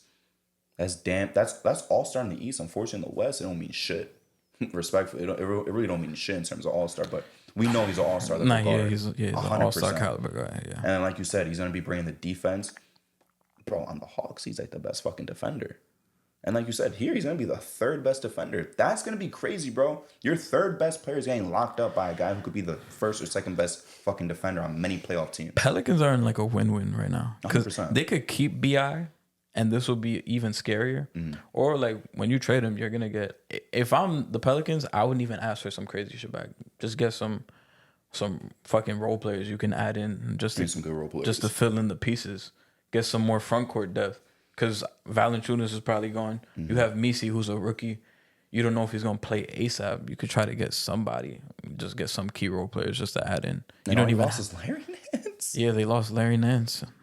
And some picks, yeah. But that's also kind of why. and Dyson Daniels, too. Whoa. Let's not forget Dyson Daniels. LeBron. Let's not forget Dyson Daniels. Shit. But that's also why I'm concerned because you're saying, like, trade BI, get some good pieces back. Like, it took this to get Dejounte. What are you gonna get back from BI? Now I'm concerned, bro. Trade packages, and we're gonna start getting into all the trades now. But trade packages in the NBA right now, they're just so fucked up, bro. It's either something super crazy, or it's like, damn, this is a fucking finesse. There's like nothing. What in the middle. Blazers got for Deni, I know teams is tight as fuck. Yeah. Bro, Laker fans is like, damn, that's all fucking took there. But Like, we could have just threw out Hachimura and some chips. At the same time, these GMs and owners are probably all boys. Yeah, so it's some favors. So some motherfuckers like they'll help you out. Fuck that guy. Yeah, fuck Rob Pelinka. Yeah, they probably don't fuck with Rob. That's the one downside to being a Knicks or Lakers fans because you got to pay that tax. I wonder if it's like baseball because I remember Cashman was like, I think he said all the GMs is in like not they in a group chat, but they'll text him and shit like, oh, would you do this? And he'll just send him a gif of a cow taking a shit. He's like, fuck no, like, he does said that shit. Like they probably be that's how they be talking to each other. Like, I always thought GMs would be like mad serious and shit. They probably just be fucking around with each other, doing each other favors. They gotta pay it back later on. I don't know. Yeah. But we did talk a lot about the Pelicans since we get into the trades now. Inadvertently, good looks, Dave. The Hawks side is iffy. More than iffy. They gotta blow it up. That it's close, bro. You gotta get rid of Trae Young. Feel bad for Zach. He's like, who's gonna give me the ball now? You know what's crazy, bro? At the same time, it's like, yes, I'm about to have the fucking ball. But at the same time, it's like that uncertainty of that roster is crazy, bro. Man, you gotta throw out Trae Young and see what you got. They bro. got the number one pick at the worst time, bro. Yeah. Dude, it's terrible. They have like two elite, not elite, but they have like great front court depth with fucking not center depth. They have Clint Capella and fucking Onyeka Okongwu. They have probably the 1-2 center punch. That's like, Hey, the Pelicans could use Clint Capella. yeah, word. They should ask probably him. would have taken that shit too. Yeah. Oh, teams eyeing Lauri Markkanen. Interesting. I just got that now. But bro, I mean, shit. The Hawks are in fucking, they're cooked, bro. It's so bad. Oh my god. But Trae Young has a fucking elite value. Like, he's got to be going for something great. Like, but they need a point guard in return though. Like, who's giving them a backup point guard and shit in return? Shit, the Spurs could be like, yo, you want your pick back? Oh wait, didn't I yesterday say like the fucking Bucks should just trade Dame and picks and shit? I saw. Wait, you saying one of us said that? No, I said that. I don't know, man. Like that's not even the solution. Nah, that's not the solution. Well, not solution for the Hawks. Backcourt defense gets even worse. Offense gets a little bit better. Yeah. But you still don't have like the pieces around the Bucks to like hide Trae Young. Yeah. Can I ask you guys something though? Like, are you even confident in Zach developing like that? Because like I have a list right here of Hawks draft picks, bro. I don't know if it's the picks that are bad or if their development is garbage. Like, they don't do a good job, bro, developing their picks. Yo, you know what? They're a fucking draft loser. I forgot to say that. The Hawks are a draft loser. How do you get lucky enough to get a number one pick when you don't even deserve it, and you get fucking mid as your pick? Was it Zachary Risa Shea. Bro, they got a fucking guy who's not even like a bona fide franchise-changing player. Like, nobody was. But that's a first overall pick. They got screwed. In the 1 year they got lucky, they didn't even get a top guy. He's a guy that like you would like him a lot more if he was like the 4th to like 8th pick. Yeah. But at 1 it was like. But it's like me and Justin talked about though last episode. It's like, who the fuck do you even grab? Like, I'm sorry. I would have been like, yo. There's no bona fide star. We all agreed upon I would have been that, like, though. Sar, shut the fuck up. You're going to play for us. Yeah, he didn't want to play from that. That's the other thing too. And it's Bro. like, after that, I'd be like, I dare you, nigga. I dare you. Because they did the same shit with Mobley. Because Mobley didn't work out with the Cavs. He didn't want to go to the Cavs, and the Cavs took him. Oh, yeah? Yeah. as well. So, I mean, if I was the Hawks, I'd be like, I dare you to ask for a trade, I nigga. think they're a loser no matter what though by your standards though, because who the fuck out there is no franchise cornerstone here. This guy guy said he's like, imagine they got like a guy like Paolo, like on the fucking Hawks. Oh yeah, we That's talked about different. it in the PlayStation Yeah. party. We're like, yo, imagine if they had the number one pick in the last like 3-4 drafts. They would have been lit. They The would have worst been pick was Cade. They would have been so fucking lit. Yeah, they oh would've my been- god. And then next year, like, Yeah. Bro, they haven't made a good pick since Jalen Johnson, bro. Well, he was fucking good. and even then, I would say that's more development too. Yeah, That's probably that's the only good development though, bro. Kobe Buffkin, AJ Griffin, Onyeka. I'm still high on him, bro. Just give him a fucking I like chance. Onyeka. Shout out to the fucking Rockets though, getting AJ Griffin for a 44th pick. I'm not gonna say he's like some. They got game-changing AJ Griffin, player. right? Yeah, but he's like He's not bad. quality. He's young. Imagine basically getting a guy like AJ Griffin for like in the 44th pick. Like, let us see what they did. Cam Reddish. Not a good pick. They didn't develop DeAndre. Well, then that's the thing. Are we wrong of our expectation of these guys? Actually, no. I thought In the DeAndre Hunter was moment, gonna be the like that. Cam Reddish pick was like, okay, they're gonna go for the 2 wings. But they're not. But that's Yeah, what the I'm saying. development was I not think there.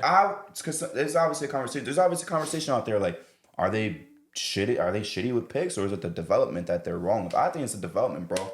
Bro, like looking at these picks, bro. John Collins was a W.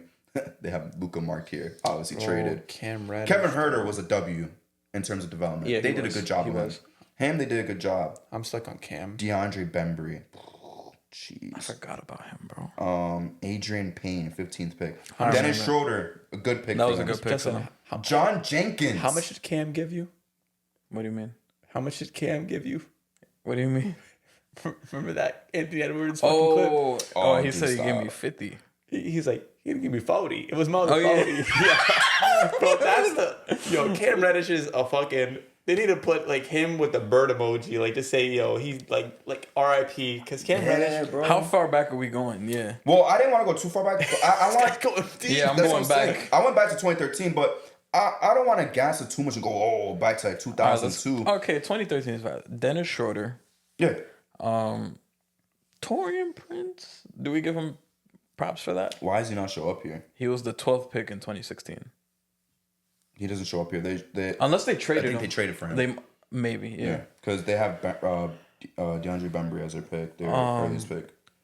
John Collins was a dub. Dennis Trae Young. That was their best draft. Trae Young and Kevin Huerter in the same draft. So you see, are you on Wikipedia or some shit? No, I'm on Tankathon. Okay, I'm on Basketball Reference. That's why it's showing up like this. Like it's showing their actual picks. So they have Luka here. Yeah. DeAndre Hunter. But I don't think Trae Young could have been a fuck up. That's my thing. Yeah, that was a gimme. That was 100% a gimme at that point. Yeah. And no matter what, wherever he fucking goes, he go with fucking Pistons. He was gonna be a baller. In 2019, you had they traded up for that too. They traded up for Hunter because originally that was I think that was the Lakers pick, and then the AD trade happened, and then the Pelicans got it, and then the Hawks went up and got that shit, and they took Hunter. That's fine. I was so high in Jarrett Culver, and then when that finals happened, then I was like, all right, I'm gonna be high in DeAndre Hunter. Shit, he fucked up too. I hope this Trae Young shit. Like, I hope they get a good return for him because everyone's just shitting on the Knicks with every fucking trade now. They're like, you gave up 5 firsts from Mikal Bridges. We'll get into that. We won that trade. We'll get into that. Trust me. But just to like wrap up this Hawk shit, I just want to bring out there, like, bro, they do a bad job of development. Because all these picks I mean, just their naming, it's not this is 30th pick, 20th pick. Like, this is like anywhere between like top 5 and then all the way to like 20 where you could get some good pieces. Yeah. This is not no 28th pick, bro. That's like, all right, you're going to be out the fucking league anyways after your first contract. Yeah. They fucking suck at developing. Yeah. They're terrible. I don't know what they're going to do with Zach, honestly. Yeah. I'm worried for Zach, honestly, because obviously, like Dave said, number 1 pick is mid. No matter what, that was going to be the story of whoever they pick, but they're going to be getting clowned forever. Their best pick has been Collins and Jalen Johnson. Yeah. And even Jalen Johnson going in was like a question because he quit on Duke like halfway through the year. That's so wild. That stings him still. Bro, he was so good last year. Holy shit. I remember that shit. Justin remembers that shit vividly. He quit on Duke like halfway through the year. He said, I'm not playing no more. That's crazy. Mitchell Robinson shit's even funnier than that. Yeah. The roommate shit. I know we got off topic, but that nigga said he pulled up to, what was it, Eastern Kentucky or some shit to play. After the first week, he packed his bags and left. He's like, I was trying to get up at 6 a.m. to practice. And then Jalen Brunson and Josh Hart was clowning him, bro. They was like, bro, you could not have played for Villanova. Because he was tired and he was banging on his door like at 6. He's like, yo, come to practice. He dashed, packed up and left. That's quitting on a team, bro. I ain't gonna lie. That's major quitting. Dude, the fact that he still got drafted was crazy. That's after that. Yeah, after that. And that was a stacked class, too. I mean, Shea was a second round pick, though. Yeah, he was a second round pick. But he was a good fucking But he was ranked higher than that. He was like a top 10 high school player. He was a good fucking second round pick, though. Yeah. Oh, my God, bro. That's a very good fucking pick. Justin, what trade do you want to get into next? We got a lot of them to talk about. Well, we basically covered the Dejounte trade. Yeah, that one's clipped up already. Do we save the Knicks for last, or do we talk about them now? Up to you guys. We'll let Dave decide. Dave is the guest. What's other trades? So we got Deni. We got Deni. We got the Bridges trade. Q Grimes. That's the 3. Let's go Q Grimes first, bro. Yeah, like Q Grimes. Yeah, bro. It's not even a fucking big deal. Like Q Grimes was in basketball hell. You know what's worse than basketball hell? Being a catch and shoot guy for Luka Doncic. Because if you're not making your fucking shots, you're going to fucking not Shanghai, some other team in China. Because, bro. Guangdong Tigers. Ni hao. But, that ass, though. Like, Q Grimes played for the Knicks, obviously. I fucked with him. We all fucked with him for, like, the first year. He has a nice shooting form. Second year, too. He looked like he was going to be a good fucking player. But he misses so many open shots. Like, that's what you're going to... When you watch national televised games next season... and you see Luka find this motherfucker open, he's going to be missing hella open shots. That's the thing. His form looks nice, but they don't go in. Yeah, he's a nice-ass jump shot. Nice-ass jump shot, but they don't go in. He plays defense, but, like, there's so many guys that can play defense. Like, you want the guy to make his fucking threes, too. You know what I'm trying to say? They got rid of it. I hear you. Got rid of THJ, though. I hear you. That's good. He's an upgrade from Hardaway. Yeah, okay, true. Yeah. He's actually useful. Because at least he plays defense. Yeah. The shot might not fall some nights it will, but anything is better than... instead of getting back on straight defense. zero. Yeah. Both of the former Knicks is crazy. Yeah. Shout outs. What do they call it? The Mavericks? They call it that. And they call it the Knickstons too. Yeah, we trade with the Pistons a lot. I trade with the Pistons and the Mavs a lot, bro. Yeah, and the Mavs. But it's an upgrade from Tim Hardaway Jr. I fuck with it. I like the pickup. We'll see what else they get into. See, there wasn't that much to talk about. You guys. It wasn't really much. Yeah. Damn, y'all not hyped for it. I'm hyped for that shit, bro. You got another offensive piece. I know Dave's saying like don't go in, but that could change with the best, maybe at worst, second best playmaker in the league. Saying 2K, you don't got diamond or gold. That's just not how Luka has diamond Hall of Fame. Bro, yeah, he has that shit on. So you're saying, you guys are glazing. You're saying Luka pass means the shot's gonna go in more likely. It's not, but it's not even just that. I mean, he's gonna get like angles that he's never seen before. That's what I'm saying. Yo, wait, that's so fucking. That sounded crazy. That's crazy. But I'm saying like, all right, he played with the Knicks. Bro, the stroke could be different. You never know. Pause, yo. Luka's making passes that Jalen Brunson can't. Yeah. Just because or he's Randall. bigger. Obviously, and Randall. And then obviously he was on the Pistons. They wasn't making. You know what I'm trying to say. Like Luka gonna be on the other side. That motherfucker be you like, know how he be like to the opposite corner. Yo. Like Q Grimes gonna be like, oh, thank you. Dude, like if you get 20 passes from Luka, you can't make one wide open. I probably the aura. But then, like the aura is just like you're gonna be so wide open. Like, damn, I didn't even know it was wide. Like, and a lot of players who play with Luka, like they say the same shit. Like, damn, I didn't even know I was open. Like they said shit about him, Bron, and who else? And Jokic. Wider than Piper Perry after that video. Huh? What? I didn't say nothing. Wait, what? What? Pause. Wait, chill out. Damn, whoa, chill out. Chill out. That ass from watching Game 4 of the finals. I think here's the thing though. I hear what they're saying, but I think it was accentuated because it was the finals and it was the biggest stage in the NBA that, you know, a guy like PJ wasn't shooting crazy like that. And it's like, oh, these guys miss when they play Luka. Kind of like the same thing we would joke about like with LeBron, like, oh, LeBron gets a shoot event and then they start missing. I think it's just accentuated because now all eyes are on you.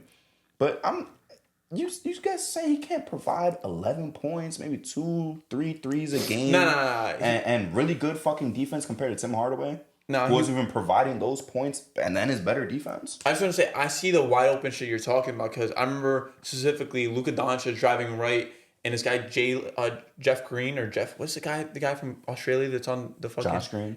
Dante Exum? No, Josh Green. Sorry, Josh Green. Him fucking being at the top of the key at the 3-point line and Luka's just driving it and he just goes like that. Yeah, like a bounce. It's literally a bounce pass, like a floating bounce pass. Wide open, two back-to-back possessions. I'm like, damn, Q Grimes with that shit low key, like that might be fucking like good as fuck for him. That's 11 points, bro. No, yeah. He's not gonna average no 15. He's already an upgrade just with the defense alone. Yeah, 100%, bro. Yeah, if he respect Q Grimes, and he's a low key good cutter too. Stop being a spiteful X. If he could hit at I low key be hating every X Nick. Like that's what I'm saying. So you being spiteful. If he could hit like a 38% clip, that's a W. Shout out another ex-Nick before we get into the trade. Quickly getting paid 35 M's. He got paid. Yeah. Shout out to him. Shout out to him, bro. But let's get into the next trade. Justin. How you feel about the Deni trade? Both sides. Winner and loser. Shit, I feel like the Blazers are a winner.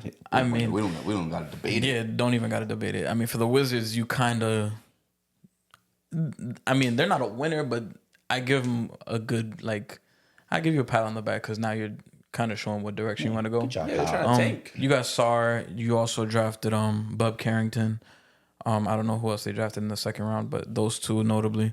You still have Kuzma, who we'll see if he gets moved I want this to know summer. where he's going. Yeah. Not New York though. Hell no. I saw one post, I told you about it, where it was like the Knicks mock trade. It was like we get Paul George and Kuzma on the Knicks. I was like, yo, cut off my testicles. I'm like, fuck that, bro. That'd be fuck out of here. We not doing that shit. Dave knows that's like my nightmare. Yeah, I was like, if it was cool, if Kuzma, Paul George, and Klay Thompson came to the Knicks, I might dead ass like hop in the bathtub, pull out the cold water, and you know what I'm gonna do after that. Oh, cold water? The fuck you mean? Because I'm gonna kill myself. Oh, they're gonna say fucking. He made me say it. They're gonna say toaster. I didn't want to say it, but he made me say it. Wow. Now I gotta set my wrist in the cold. But bathtub. yeah, the Wizards get to see what direction they want to go. They should tank, get Kuzma the fuck out of there. Jordan Poole's value is pretty low right now. I guess you thug it out with him, see if he. They should do what this dude Earl Watson used to do. He's like, oh, we gonna try to get your trade value up. They did that with I think Markiffe Morris. Yeah. They were like, yo, you're gonna get all the shots, and then his value went up and they traded him. So they should look to do that with Poole, and then just commit to the rebuild. You have Koulibaly there. Well, Denny's gone. Corey Kispert's still there. Shout out Corey Kispert. Shout out to Johnny Davis, I guess. But yeah.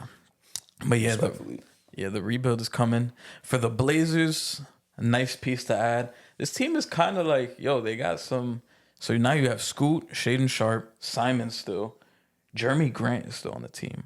Denny's there now. You have Robert Williams, DeAndre Ayton, Donovan Clingan still there. I mean, he's just got there. Ryan Rupert. You have a bunch of motherfuckers. Yeah, it's a lot of. I heard a whole lot of mid right there. That's worse than me. I ain't gonna lie. Some of these is worse than me. Nah, but I'm like, they have a lot of pieces now. I don't know if they're gonna keep Simons or if they're gonna move him. But I mean, you're right. They have guys they could trade. Yeah, like they have guys you could trade, and then you have guys like you have a rotation. I don't know what you're probably gonna be mid. That's crazy. They're gonna be so bad. You got a rotation. They literally have a rotation. They're like a deep bad team. Like that's crazy. Yeah, I don't know what they're gonna do. But I kind of see the vision. I think they should trade Jeremy Grant. Like teams is gonna be calling for that motherfucker. Yeah. They gotta trade him. Anthony Simons teams are gonna want him too. I think you could get a decent return for those two. Ayton's value is probably not the highest right now, but same thing with Poole. Pistons, take a chance. I don't know what you give up though, but take a chance. Yeah. You might have to do the same thing with Poole. Let him thug it out till trade deadline, and then flip him then and see if his value is a little bit higher. But you could get a decent return for Grant and Simons. That's crazy, bro. Heads really thought that Jordan Poole was the next Harden, bro. Like after that move, man, I saw through the bullshit. But remember, fantasy, they had him top 10. I was like, bro, there's no way I'm taking him out. We were in the fucking war room, like, who's gonna take? Yeah, we was really cracking jokes. It'll be like the 40th pick. So I'm like, damn, I don't know who to get. I mean, Jordan Poole's right there. Like it'll be everybody, like they have like projected. It'll be like 45, 57, like 70, and then it'll be Jordan Poole 10th. Should have been taking 10th right now. I'm not touching that shit. Was crazy. I'm not touching it. It was like, I remember I was the one saying it. I was like, yo, Poole's a good pickup. And everyone was like, yo, Dave, take him then. I'm like, nah. Yeah, I remember that shit. It was like, anybody was like, I need some, like, take Jordan Poole. Even Kuzma. Take that bum. Honestly, Kuzma played pretty good. But I know for fantasy. But Kuzma was going to be good fantasy because he gets rebounds. Was it this year or last year where they had Halliburton like top 10? This year he was high as fuck. Yeah, both. Both. Yeah, yo, they had him high. I'm like, they think he's gonna do that, and then he did do it. He did that shit. Kind of for half the season. Yeah, that shit was crazy. His numbers was crazy in fantasy in the beginning. Yeah, he was a fantasy god. I ain't gonna lie, he was. I don't know. I'm gonna say it's a W for the Blazers. The Wizards, I gotta see what they're gonna do after. If they get rid of Kuzma and then do a couple other moves, see what they get back. Yeah. Then I'll properly grade it. But right now, you got a question mark. I have to see what you guys do with all that shit. But they have tradable pieces, like you said. And they have some shit that you could trade. I'm like, I feel like I tricked myself into saying this last year. I'm like, oh, kind of excited to tune in some Blazer games. I'm going to say it again this year, even though last year was a fucking failure of watching that shit. I was really like, damn, I'm hyped to see 8. I'm excited to see fucking Scoot. didn't work out. Maybe this year's a little bit better. I do want to see where Simons goes though. I don't know where he could go, what his potential landing spots, the best landing spots for him, who got the cap, so on and so forth. I don't know where he's gonna go though. But I would be curious to see where he can land because I think he could help like a playoff team kind of hit a little bit of another level, but I'm not saying he's gonna turn on team into a fucking contender. Yeah. What you think, Dave? For the Blazers? Nah, just in general with the trade. Oh, I mean, it's a solid trade for both sides. This nigga was gone. I was already thinking about the Knicks. It's a solid trade for both sides, bro. They're getting to go in the past they want to go. Yeah, that's really all I got to say. Like, I'm not gonna say Deni Avdija is gonna go crazy. Like, I think he's gonna do well. Even if he averages 20, that'd be really good. The Jewish Luka, he's gonna cook. He was another guy I was high on in the draft. Me too. I was really saying this is like the Jewish Luka. I wasn't saying that, but I'm like he's gonna be a good starter in this league. He could do his thing though. Yeah. But they gotta get 17 points. Like you said, they gotta get rid of those guys though. They gotta get rid of Grant and I mean I like Simons. I mean, it's not even that Simons is ass. He doesn't fit the timeline. He doesn't. Yeah, well, he's timeline because he's ahead of their timeline. I mean, he's like 25. He's still young. The problem is, it's redundant. Yeah. No, that's what I'm saying. He's already here. Like he's ready to play for a solid team and be in a potential playoff team. And then like they're over here. You know, they're just trying to get out of the fucking. Yeah. You're correct. But I guess the way me and Justin see it is because Scoot is your guy as your lead guard, and it's like that's what you kind of do. And Shaden Sharp, shooting guard, forward. He got like 2 more years left before like he's got to go or something like that. Shaden Sharp, he got to start turning up. Yeah, he did his thing at the start. It was really like injuries. Yeah, he did his thing at the start. But when he plays, he is nice. He could be not like that, but he's gonna be fucking good. I remember the start of the season, he was like really fucking bad last year. But that was the start of the season. He was like really bad though. Shout out to the Blazers. Was this last year's second year? This past season was his second season. Wait, sorry, it was in the summer league. He was really fucking bad in the summer league. He was pretty good. That was so funny. That reminds me of Jabari Smith, that first summer league game when he was garbage. And then he hit the game winner. And then the games after that, he had like 35, 40. Like, hey, man. Did we talk about is there a reason to talk about the Rockets? Did they make a trade or am I tripping? No, we're going to talk about them kind of after the last trade, which is Bridges, about a potential trade. So we'll get into Rockets after the Knicks. The Knicks fleeced Brooklyn. I'm tired of all this talk. I don't care how many picks. I don't care what it took. You got the Nova Knicks, and not only that, you keeping OG? Because a lot of people are saying, like, oh, this means OG's gone. Conference finals, guaranteed. Got both. Conference finals, guaranteed. Boston, come here. Played no fucking competition last year. Come on. Yeah. Come on. Hey, come on. You played no fucking competition last year. Oh, man. You better pray to whatever God you believe in. All them players there, Missoula there, better pray to God. Whatever God. We know Missoula Christian. Shout out to him for that.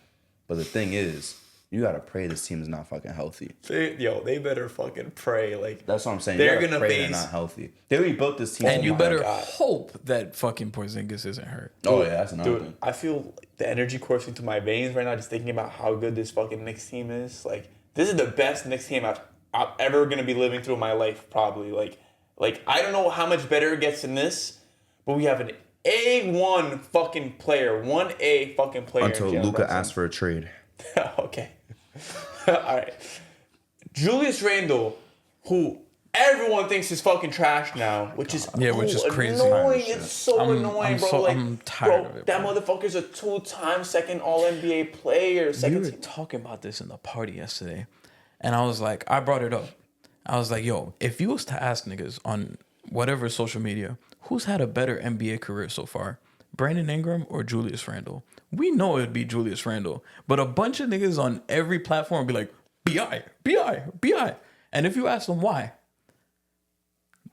his game, he's smooth. Nigga, Julius Randle's a 2-time All-NBA second team player. 3-time All-Star. 3-time All-Star. Brandon Ingram's what? 1-time All-Star. No All-NBA, not even close. No All-NBA. But if you ask a bunch of people, they will say that Brandon Ingram has had a better NBA career. You know what it is? It's the thumbs down shit. It's New York. It's him being bad in the playoffs. Educate yourself. I'm Julius Randle in the playoffs.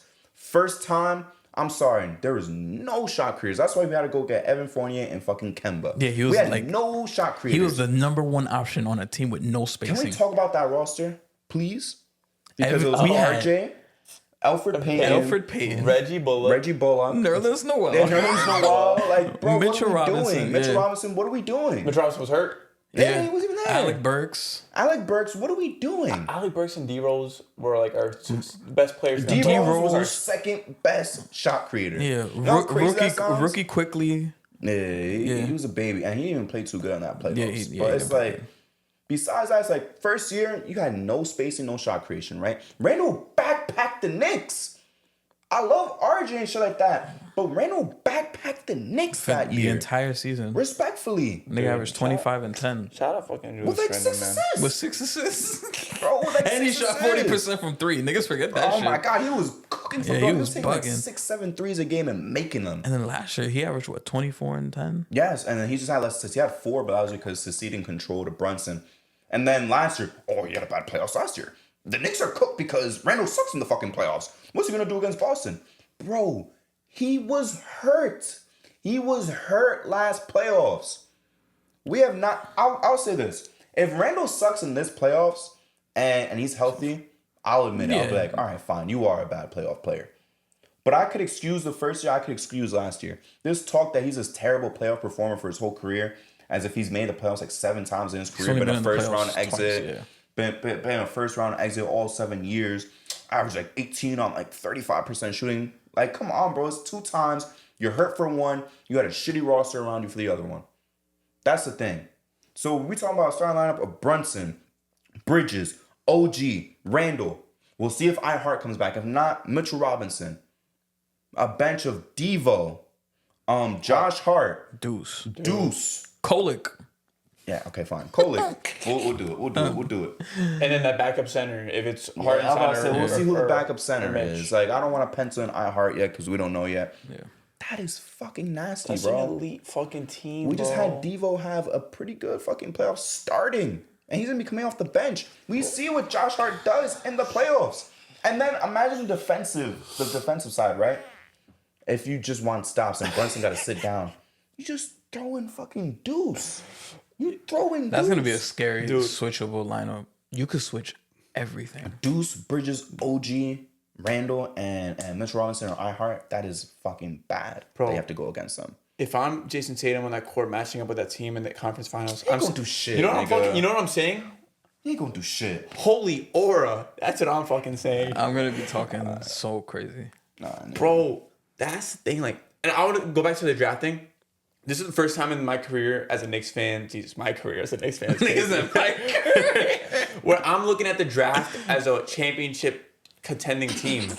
And that's crazy. This so might sound crazy to say, but when you're a championship contending team, draft picks do not fucking matter. Word. That's why they drafted Daddy. That's why they traded the other pick. Because it does not fucking matter. You know, when it comes to trading away 5 draft picks, I think 4 of them was ours. One of them was a pick swap, and one of them was Milwaukee or something. I think it was like 6 or total or something like that. Yeah. Whatever.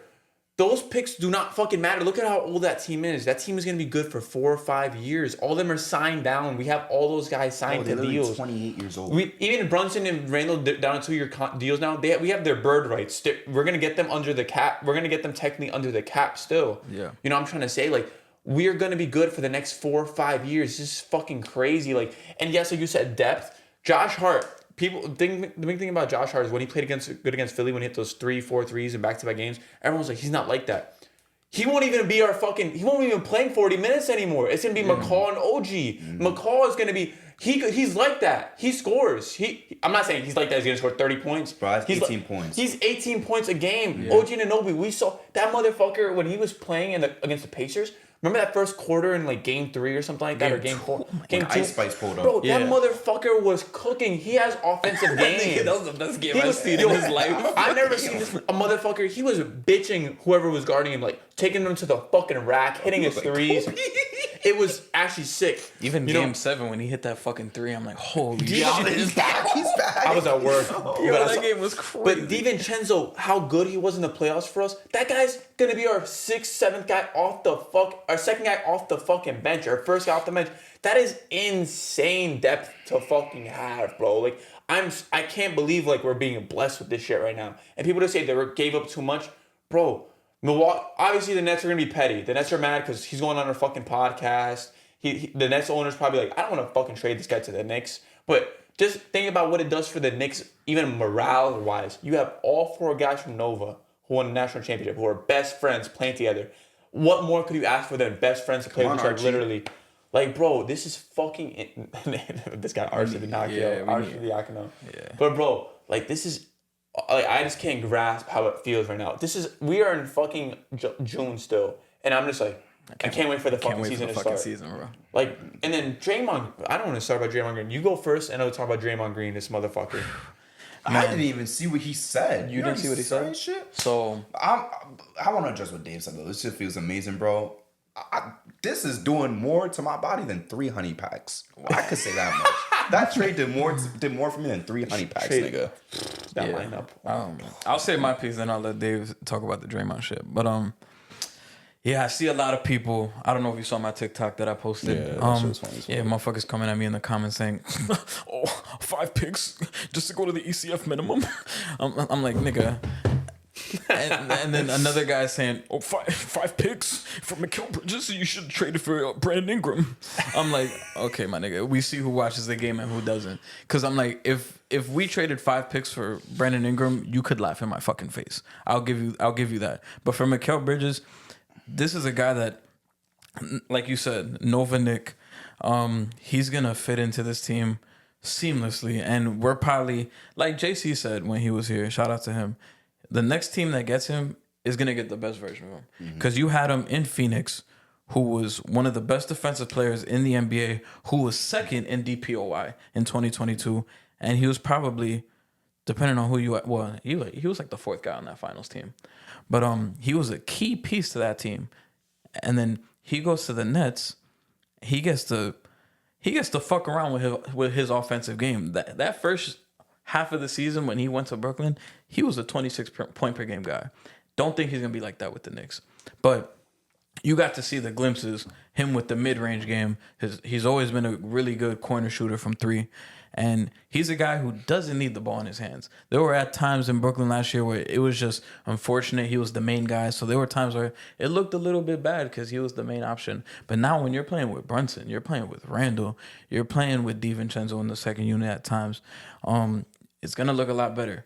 Mikal Bridges don't need the ball to score. He's an excellent cutter, one of the best corner 3-point shooters in the league. He's a plug-and-play guy who could fit on every fucking team in the league. And the fact that people are like, oh, you're trading for this guy who's a fucking role player. This nigga is a high-end role player, borderline all-star type of guy. And him and OG are like in the elite of the elite for role players. So the fact that we have both of them is fucking scary. And this was like the cherry on top, because when the trade first went down, the people were like, oh, this means OG's gone. OG's gone, blah, blah, blah. They're like, oh, typical Knicks. They're going to lose OG. And we're going to laugh at them. But we kept OG. And now we have the scariest defensive wing tandem in the league, probably, outside of, I guess, if you want to throw Brown and Tatum. And no, they're better. No. Or Knicks have better defense. Or if you want to throw Edwards and McDaniels, whatever. But we have probably like the scariest wing tandem in the league, because these are 2 motherfuckers that will get in that stance, pause, they are long, and they're gonna wreak havoc on these motherfuckers. Yo, wow. I don't want to interrupt you. Remember I said the first time on the pod, I said the Knicks are a wing away. Yeah. We didn't get a fucking superstar wing. We got the best 2 role-playing wings, bro. Yeah, and I'm really happy because Brunson has proved... He has proved in the last 2 playoffs that he is a fucking superstar, especially in this top playoff. 5. Yeah, say it, top 5, nigga. He is a top 5. Yes, sir. Yeah, thank you. Because I see the talk on Twitter and all this bullshit, all the niggas that they're throwing ahead of Brunson, and it's ridiculous. Like Jason Tatum, right? Like, I don't know what else Brunson has. I have no idea what else Brunson has to do. Like, if this nigga had 5 straight 40 balls if any other nigga did that shit, we're anointing him superstar off rip. If it was fucking Ant, if Ant did that shit, we're anointing him. If Tatum did that shit, niggas would call him top fucking 1. Like, they wouldn't say he's the best player in the world. If fuck, like a lot of motherfuckers. Like if niggas was doing what Jalen Brunson did, bro, like they would be anointing them so fucking fast, and that's the shit that pisses me off because I'm like, what else does he have to fucking do to fucking get the credit he deserves? I'm seeing it firsthand. Like he's getting schemed against and doing all these things, and he's still giving the fucking the other team 40. Like what else does he have to do? Like, and they're winning games. Like and Julius Randle, the talk on his name is fucking crazy. This is the guy that I'm not gonna lie, I haven't preached about this motherfucker. I've had the moments where I've talked down on him and this and that, but that's what it comes with. But if I'm not gonna sit here and say that this nigga's ass, he's an all NBA player and he's a 3-time All-Star for a reason. He's a fucking 25-10 guy, like, and people seem to just be like, "Oh, Julius Randle sucks," just because his game isn't the most aesthetically pleasing. Y'all motherfuckers gotta watch the games, bro. And they're doing the same thing with OG. They're like, they're giving him all that money. And he's not that good. He's a fucking role player. I'm like, bro, if you watch the games, when him, Brunson, and Randle played together, unstoppable. We only lost what? 3 games. 3 games? And you guys are saying, why are you re-signing him? Because of that. The team got way better. We fucking beat the Timberwolves. Like the first game with OG, we played the Timberwolves, we beat them. We fucking blew out the Nuggets. Like nobody was fucking with us. Shut down Embiid. We shut down Embiid. Like, and Randle didn't even play good that game. We beat him by like 36. Dude, OG fucking was guarding Embiid in the playoffs. Remember this game like 2 yeah. or 3? Oh my I'm God. like, bro, that Gave him Siakam that problems. entire January stretch was crazy, and then everything fell apart because Randle got hurt in the Heat game at the end of January. Then OG got hurt not too long after that, and then that's when we started to see Brunson backpacking. And then I see all these motherfuckers on Twitter saying, "Oh, it's easy to do what Brunson does because he takes all the fucking shots." I'm like, well, he fucking had to because his second guy and the guy we just traded for both went down. So he has to do that. If he didn't do that, you guys would be the same motherfuckers saying that, oh, he can't rise to the pressure. He can't rise to the occasion. So it's like there's no in between. It's a lose-lose. I don't know if it's a fucking Knicks thing, but I'm gonna just let y'all know I'm gonna be ready with the receipts. Don't let this team go far because I'm gonna turn into fucking Dave Chappelle on TikTok. Don't start talking mad shit. Do not let this team go far. I'm trying to stay even keeled. I'm not trying to guarantee nothing because you never know in the NBA what the fuck could happen. Free agency is still around the corner. We still got to see what pieces is moved. But man, we was a 50-win team and we missed Randle for a majority of it. OG was out for a majority of it. Man, I said it last year. I'm like, damn, if OG played, if we was all healthy, we could have been a fucking 55-win team. Bro, I'm stuck on like, we're gonna have Randle back, and we have Mikal Bridges now. Like that just who's an Iron Man too, by the way. He don't get hurt. That is sick as fuck. I see people like Tibbs is gonna fuck up the streak. Does that make you fucking sick just thinking about that? Like we really are gonna get Randle back, and just imagine OG being out. We're basically plugging in Mikal Bridges if OG's not playing, and they with OG and Randle we were elite. Like does that? And people are not counting that. Like they're not looking at that. No disrespect. Fuck Randle. If we just had OG in the Pacers series, that's a 5-game series right there. Yeah, literally. You're packing them in 5 games. I got one thing to say before the trade, and when I say that one thing, you go and then I'll bring up the not the trade, the Draymond Green shit type shit. The aesthetic shit of basketball is so sick, and Twitter. I use Twitter a lot. Bad, not a good flex or a good thing to bring up, but the whole aura thing that people talk about. It's just an excuse to say that people, like people on Twitter use it as like a fucking looks thing. Literally a looks thing. Like they don't look at it as an energy thing. They look at it as like, this guy has aura because he's cute. That's literally how guys on motherfuckers.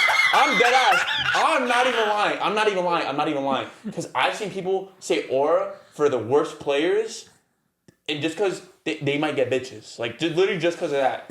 Like I'm dead ass. I'm not even saying that. I'm not even saying like at my perspective because I don't even look at it like that. I said Luka Doncic passes aura.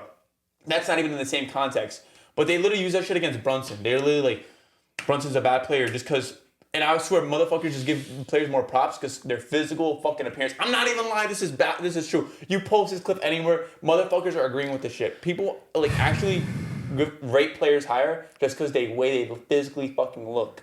I'm gonna disagree with him because niggas was glazing Derek White. That nigga's ugly as shit. Like that nigga looks like my boss. But it's Celtics fans glazing Derek White though. That's different. Fair enough. Yeah. Fair enough. It's sometimes I don't know.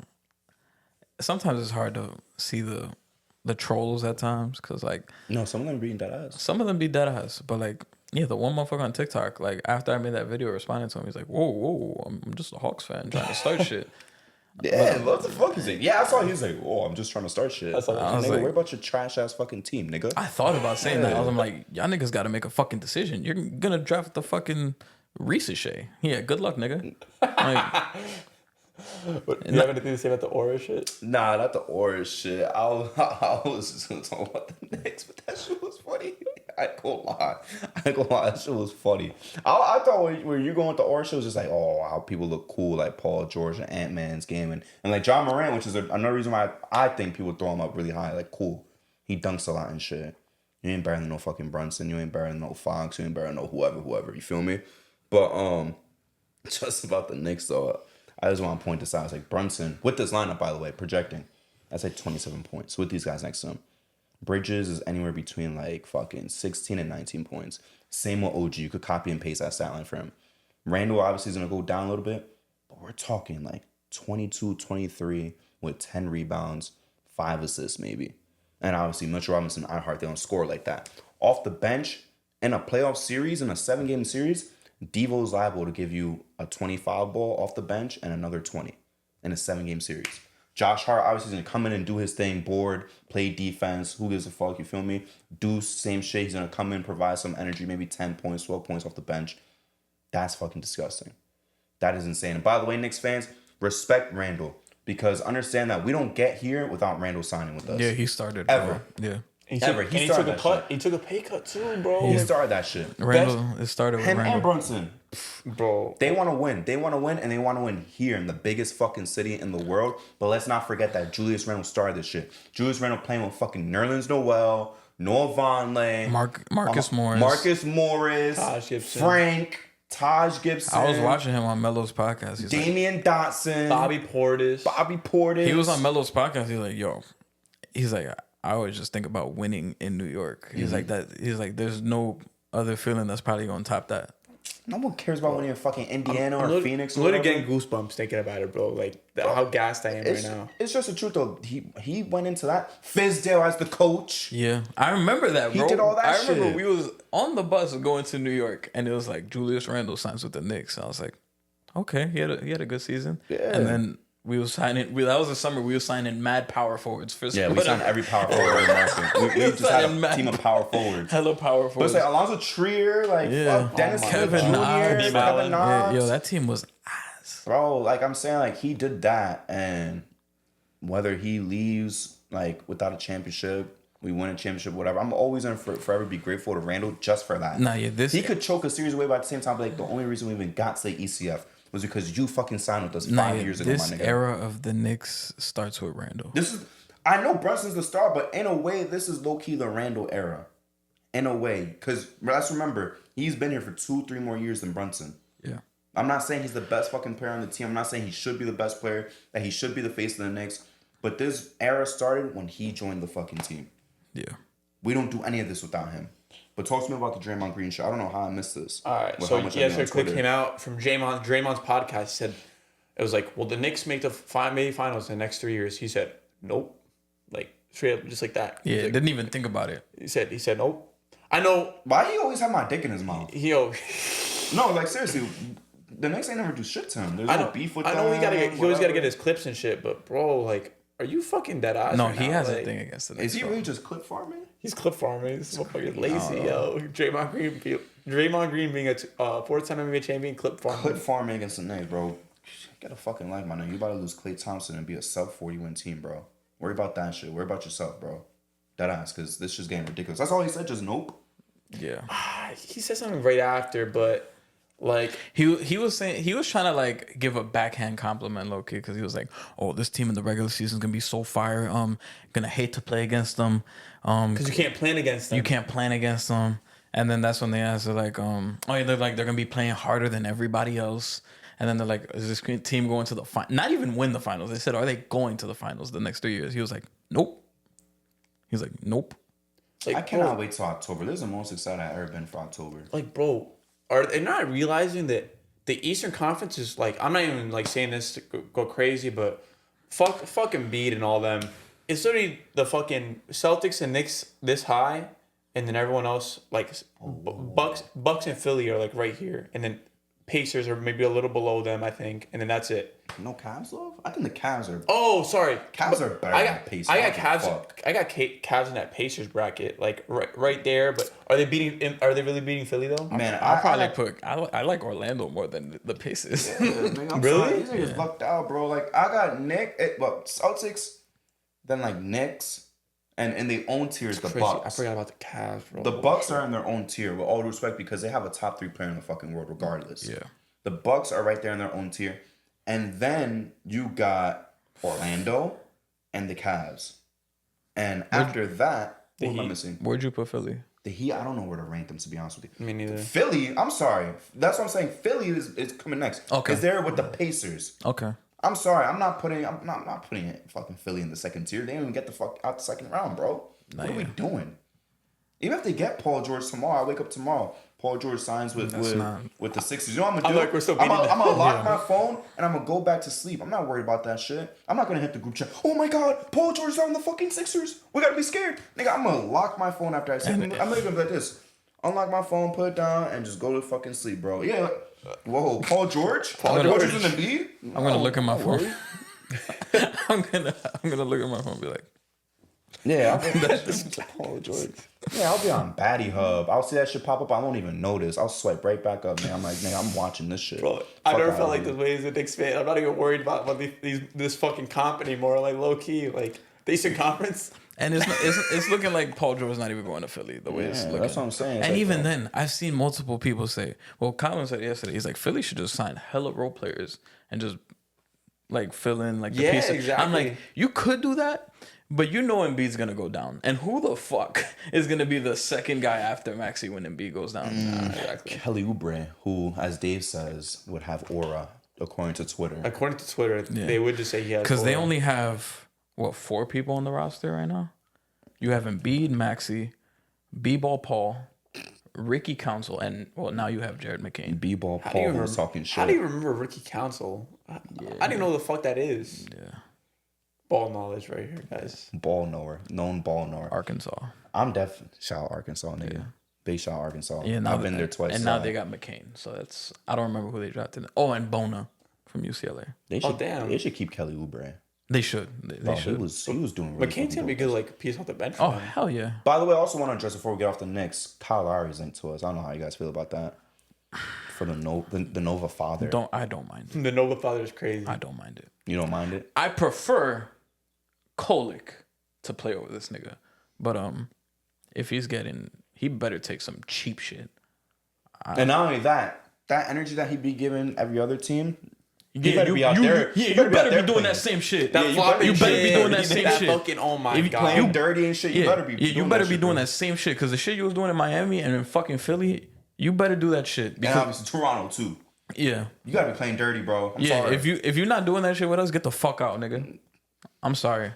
Nah, I fucking hate Kyle Lowry so much. I do. I'll take him if he brings the bullshit with him. All right, but if he's gonna be old and trash and not even provide the bullshit, Nah, yeah. If he's bringing the bullshit, come on down. But if you're like, nah, I want to be a nice guy. Fuck out of here, nigga. I'm okay with that to be the ball handler off the bench. I mean, Devo, cool. Josh Hart, cool. I don't want you running point with Brunson sitting down and shit, with the starting five sitting down. And obviously not Deuce, not ready. I'm cool with having him as a vet and shit. But I'm like, it's cool if they get him. I'm not stressing if we don't get him. You feel me? Yeah. I'm like, yo, you could play fucking end of the first quarter, whatever, midway in the second. Yeah, like shit. 3 minutes in the first. 3 minutes here and there. Like, yeah. Now, you can play 18 minutes per game. In the regular season. In the playoffs, you could have 10. Kyle Lowry. Oh. In the playoffs, you can play like 10 minutes and just do some bullshit. Go fuck around with Dame or something. Yeah. You feel me? Like, go bother him. Go piss him off. I don't know, my nigga. Do something.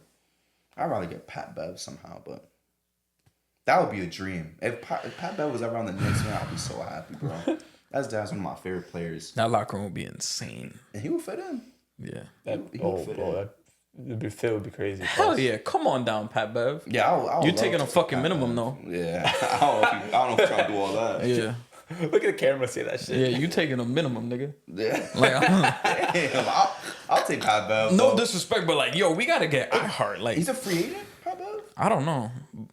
Probably is. He's like a free agent every year. I think he locked up for another year. I could be wrong, but if you're a free agent, please take a minimum. It's no disrespect, but like, I will buy a Pat Bev jersey. That would be my first Knicks jersey. Pat Bev. I promise you. I promise you. I love Pat Bev, bro. And you played everywhere else. You ain't never played in New York. that Mikal jersey gonna be so fucking fire. Yeah, it is. Holy, I might have to cop one. What number you finna wear? 1. So much aura. Either that or 25. We're talking about aura. This is ridiculous. He's probably gonna wear it. Nobody wears number 1 right now, right? It's not retired, right? No. It's Obi not had it, but I don't know who. Yeah, it's not retired. He's either gonna wear 1 or 25 because he wore 25 in Nova and in Phoenix. 25 not retired neither. I know that for a fact. D Rose wore 25, like the first stint. Say we're in the Eastern playoffs. What team you think can beat the Knicks? That's not Boston. That's not Boston. That's not Boston. Can though. I guess the Heat, because the Heat is just liable for bullshit. You feel me? The Heat. Nah, bro, we should be over. But they liable for bullshit. That's my point. Like they liable for bullshit. You feel me? Oh, like I'm this done. motherfucker going off for whatever. Oh, fucking John Smith, who we picked off the street begging for fucking loose change. Fuck that. Just fuck scored that. 8 points. Fuck you that. feel me? But even then, Jimmy feel like Butler's supposed to leave. I think we have the personnel to stop all that. What if Butler goes to Philly? That's kind of scary. Are you still waking up That's and kind of scary. waking up and swiping up on that one? No, I'll go like this. I'll be like, if I'm watching Batty Hub, I'm closing that shit. And I'm gonna have to open a report and be like, damn, what are we gonna do? I have to see all the details. You say it looks like he's leaving? Yeah, he's linked to leave, bro. Hopefully he goes to the West Coast. Yeah, go to the West. Go keep loading up the West, bro. Make the East as Miami, easy as bro. I'm gonna say this: terrible defense, but the Bucks solely because Giannis. You feel me? Yeah. Like we'll make it hard for him and shit. Pause, but like he's still gonna average 35 in a series against us. I feel like Orlando could give us a fight, but we'll still beat them. Like who do we throw at Giannis? Respectfully, we could throw anybody on Dame. Bro. Yeah. I mean, No, Giannis, Don't say throw Mitch. Giannis is having his way. Randall, and then OG is because it's different than OG guarding Embiid and Siakam. Like there's a different beast in terms of Paul's the size of Giannis and shit, and how strong he is. Like that's different, bro. And his speed, bro. Low he key, got the speed that them two don't have. I'm putting I know you say this won't work, but I'm putting OG on him, and on every drive when he gets close to him, I'm having Mikal and whoever come swipe at everything. And then have Mitch grab a hard foul. Yo, nah, that's crazy. Have him earn at the line. Oh, I thought you were saying hurt him. We still have Jericho Sims. Just have him eat up some fouls. Oh yeah, I forgot we have Chris Jericho. Now on some real shit though, besides Giannis, that team is so cooked. That's what I'm saying. Yeah. You know what That's what I'm saying. But we have no Giannis. That's why, when niggas try to argue with me on TikTok, they're like, "You guys aren't even better than the Bucks." I'm like, "Who's guarding Giannis?" I'm like, "Bro, Brunson and Giannis probably cancel each other out because they have no one to stop Brunson. Mm-hmm. Who the Yeah, fuck? Patrick Beverly. If he's still there, If we don't take him, the nigga just threw the ball at a fucking fan please in Milwaukee. Please come to New York, bro. All right, but but you're right. Who's stopping Randall? Who's stopping even if Giannis stops Randall? 100%. But I'm saying just because he's a top 3 player in the world, like when it comes to top 3 players, as in Jokic, Luka, and Giannis, you still have to be like, damn, they could still win a fucking series no matter who they go against. As a Middleton, the leader of the Middleton fan club is OG or McCall locking his ass up. It's gonna be very tough to lock him up. Or no for Middleton. He's the king of tough shots in the playoffs. But he's still getting. He's still getting his 21. I can't name anyone in the Bucks really that's gonna do anything besides Giannis and Dame. We're also forgetting these niggas have Doc Rivers as a fucking coach. Oh, it's cooked. Just let him go up 2-0. That's it. Yeah. Throw the first 2 games and then win the next 4. Yeah, we sound so cocky right now. This is so bad. I'm still kind of stuck on just to say Daddy A. Daddy A. The only thing too is though, we still have to see free agency and trades. Obviously, right now. If we got Harden, because remember, we talked mad shit about the Bucks being the best team, and then they got Drew Holiday the day after the episode, basically. Yeah. You don't know what's gonna happen. Yeah, we were like, yo, Bucks now, are the best team in the East, and then the Celtics got Holiday 2 days after, and we're like, oh yeah, it's clips. Yeah, it's over. But the thing is, where as it stands right now, not knowing who goes where, what trades get made, so on and so forth, who asks out of what team, bro. I mean, just Boston we got to stress about. And then Giannis. Like, not the Bucks, Giannis. That's all we're worried about.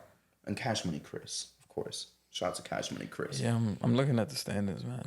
I'm not stressed about nobody. Yo, the Pacers will get swept in 3 and they won't show up to game 4.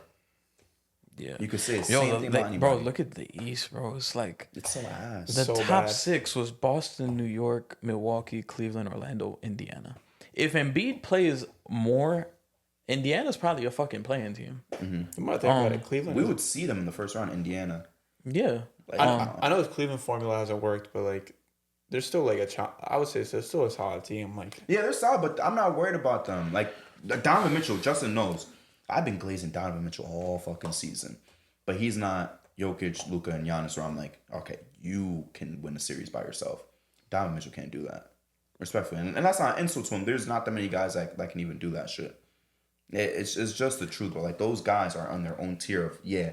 It's kind of like LeBron back then. Like, bro, they got fucking LeBron. Like, you're going to win the series no matter what. No matter who you throw around. That series, I'm not sure, will always be stuck in my head. Mm-hmm. That was like... It was a lot. It surprises me how nobody talked about it as much. Which one? The Cavs-Knicks series from last year. Because I'm like, if we got beat like that... 4-1, yeah. To, like... They would have been having a field day. The fashion. Like, nobody really talks about it. And I know they've gotten better since then, but I'm like... They're cool. No, they're cool. They'll stamp in another top 5 finish, but like that's it right now unless they make any moves. And it looks like Garland's on the move. That's why I kind of forgot about them when I was doing the ranking, because I was like, isn't Garland leaving? Like, they're gonna get worse. Now, if Embiid plays a little bit more games, they're a top 6 team. Yeah. Miami, I don't know what the fuck's going on. Mm-hmm. They're probably a playing team. They added Kalel Ware. The big guy from Indiana. Yeah. But his weakness was he's not really his motor. I mean, yeah, you say about a lot of centers, bro. Yeah, I mean, yeah, you take a chance with Spo and Riley on your ass, but we'll see. But yeah, because after Miami at the 8th seed, it's like Chicago, who's gonna be ass. Yeah, they're so fucking Atlanta, who garbage. They're gonna be garbage regardless. Yeah, garbage. Brooklyn, who's gonna be ass. Yo, I wonder who fills in the play-in then. Maybe Toronto moves up. Well, the play-in team so Toronto will probably make a play-in. Another space missing. Charlotte, maybe. Washington's down there, and then Detroit. Oh, the guy from Charlotte. Please stay away from Mitches. Stay away from guns. Stay away from clubs. Who are you talking about? KJ Simpson. The big man that Charlotte drafted. Oh, Dejounte Salon. The foreign guy. Yes. Yeah. Stay away from bitches, drugs, guns, any of that shit. That's why they drafted your ass. That's why they drafted your ass from Europe. Because they're like, these motherfuckers are not problematic. You don't think they love bitches out there? No, they do, but he's not going for Brittany Renner or one of these bitches. You know what I'm saying? Like, just stay out of the trouble. They drafted you from Europe for a fucking reason. You know, be a good fucking kid. Go with LaMelo. Hopefully don't take you to meet some 40-year-old fucking cougars and shit, and you'll be fine. Hey, man. Dave, you watch soccer. You know they love bitches. Oh, they love bitches, They love bitches. And they love... Some people love taking each other's bitches. You feel me? Like, they love bitches out there. The way it's looking, bro, I feel like the top 6 is pretty much could be the same outside of... team that's not Boston, bro. Just... That's it. No, I'm trying to like imagine the standings. Nah, yeah. I'm not saying teams that I'm worried about. I'm just saying Toronto's definitely moving up. They'll be like Toronto will 6, probably maybe. move up because Scotty missed a shit ton of games, and then RJ missed games down the stretch. That's such an interesting combo. Who's gonna take that last play-in spot? And then I think Philly moves up and Indiana goes to the play-in. Miami will probably be a play-in team next year, and then Atlanta's down, and Chicago's gonna move down. That's crazy. Terrible Hawks, terrible Bulls. Terrible Wizards, terrible Hornets, terrible Nets. Pace Nets or Pistons are gonna make the play-in. That's crazy, bro. And then the West is like the fucking 12 seed will have 40 wins. That's crazy. Yeah, that's fucking insane. I thought we moved away from that era of basketball. That's the worst part. We did for a little bit, and now it's from when Bron left the East to like 2 years ago. I was saying because last year was weak to like 2 years ago. It was pretty fucking good. The East, like it was fun to watch, but. Sheesh, man. Bro, the Hawks made the play-in 10 games under 500. Yeah, like, bro, can we please go to a Knicks playoff game next year? Like, I'm dead ass. Like, I'm putting down like $600, like minimum. No, hold on. The maximum I'm throwing down a seat is probably like $325. Max? Yeah, that's maximum. Well, we talked about it with Mikey Locks. He wants to go see Knicks versus OKC. and then in the regular season. Yeah, regular season. Yeah. And I'm sorry, bro. That's not really a game I'm hyped about. Why not? Like there's some other teams I'd rather fucking see. And I like OKC. I like Shea, but it's like I'd rather go see them versus the Nuggets. I haven't seen Jokic. You feel me? I do want to see Jokic. Did we troll going to the Lakers game before Bronny was there? Nah. I think that was a good game. That was a good game. Yeah. That fucking bounce lob by D'Lo to Bron. Oh my God, bro. I just remember Austin Reeves. That was like 200 packs. Me recording LeBron hitting the side of the backboard on the fade. Oh, that was so bad. Recording LeBron's intro. The dude behind us was not a Lakers fan. That nigga was a LeBron fan, bro. Hey man, so am I. He's like, D-Lo, you fucking bum. Are we talking potential Klay leaving Warriors or anything like that? Yeah, but the next thing too, I want to get into that because you said Rockets, KD potential trade. Are you guys buying into that? KD leaving? Because the Rockets are a suitor, but the Suns would want fucking Houston. Do not rush the fucking process. Do your thing, bro. Yeah, y'all doing a good thing. You're going backwards if you do that. Yeah, like who do you have to give up? I mean, they're saying Şengün. That's really? What the Suns would want. Oh, that's tough. Yeah, fuck out of here. I'm hanging up. But is Şengün really gonna work out long term with with Jalen Green and Jabari Smith and Ken Whitmore? Like who's the best player? But do they know he's the best player? He's the best player. He is the best player. They were saying they were playing better when Şengün went out. I don't give a fuck, bro. He's the best player on the team, bro. Yeah, I agree. By far. Jalen Green will probably be the odd man out. But he was good as fuck this year. Yeah, for a month and a half, bro. But it's like besides that sample size, from debut to now, Şengün has been really fucking good. That probably tells you everything you need to know. Like, all right, this nigga's better when Şengün's not there. So it's like you might have to just trade him while the value is somewhat interesting and see what you can get back. And then you still don't know what the fuck Jabari Smith is. Amen Thompson played better down the stretch. Bro, they have a good fucking team. Tari Eason was injured.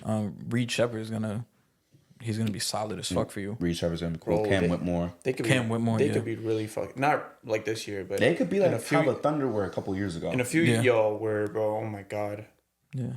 But I definitely don't see them trading Jalen Green. Like, there's no way. Yeah, don't trade for Durant, bro. And in regards to where Durant could even go, I don't even know where he could go at this point. Not yet. I guess Philly, but not even, bro. They don't got shit to give up. I don't know, bro. There's nothing like, and besides, they'll want a point guard back. I'm pretty sure. It's like, then people are saying, "Whoa, he could go back to Golden State." It's just not gonna be the same, bro. I'm sorry. It's not the same. It's really not the same. It's not gonna be the same impact as 2017, where you have Klay that's not bad. I'm about to start using that saying now. It's not 2010s, nigga. Stop building super teams. Yeah. Fuck. Build a good team. 2 stars and a great bunch of role players around you. That's the formula. Look at this year, last year, and the year before. Yeah. Just real shit. Yeah. I mean, who else am I missing? It's like you said 2 stars and good role players. Yeah, that's the key. I would say since 2019 to now, that's really been the formula. Raptors had Kawhi and Siakam. Sorry, Kyle Lowry, but Siakam was better than you at that time. And then amazing role players. The bubble Lakers, Bron and Edey, and a lot of good fucking role players around them. The Bucks, Chris Middleton. Giannis, Cash Money Chris, who was cooking, bro. And then you had the most elite role player. And then the best role player in the fucking league, and Drew Holiday. And then, of course, Brook Lopez. Other good pieces as well. Bobby.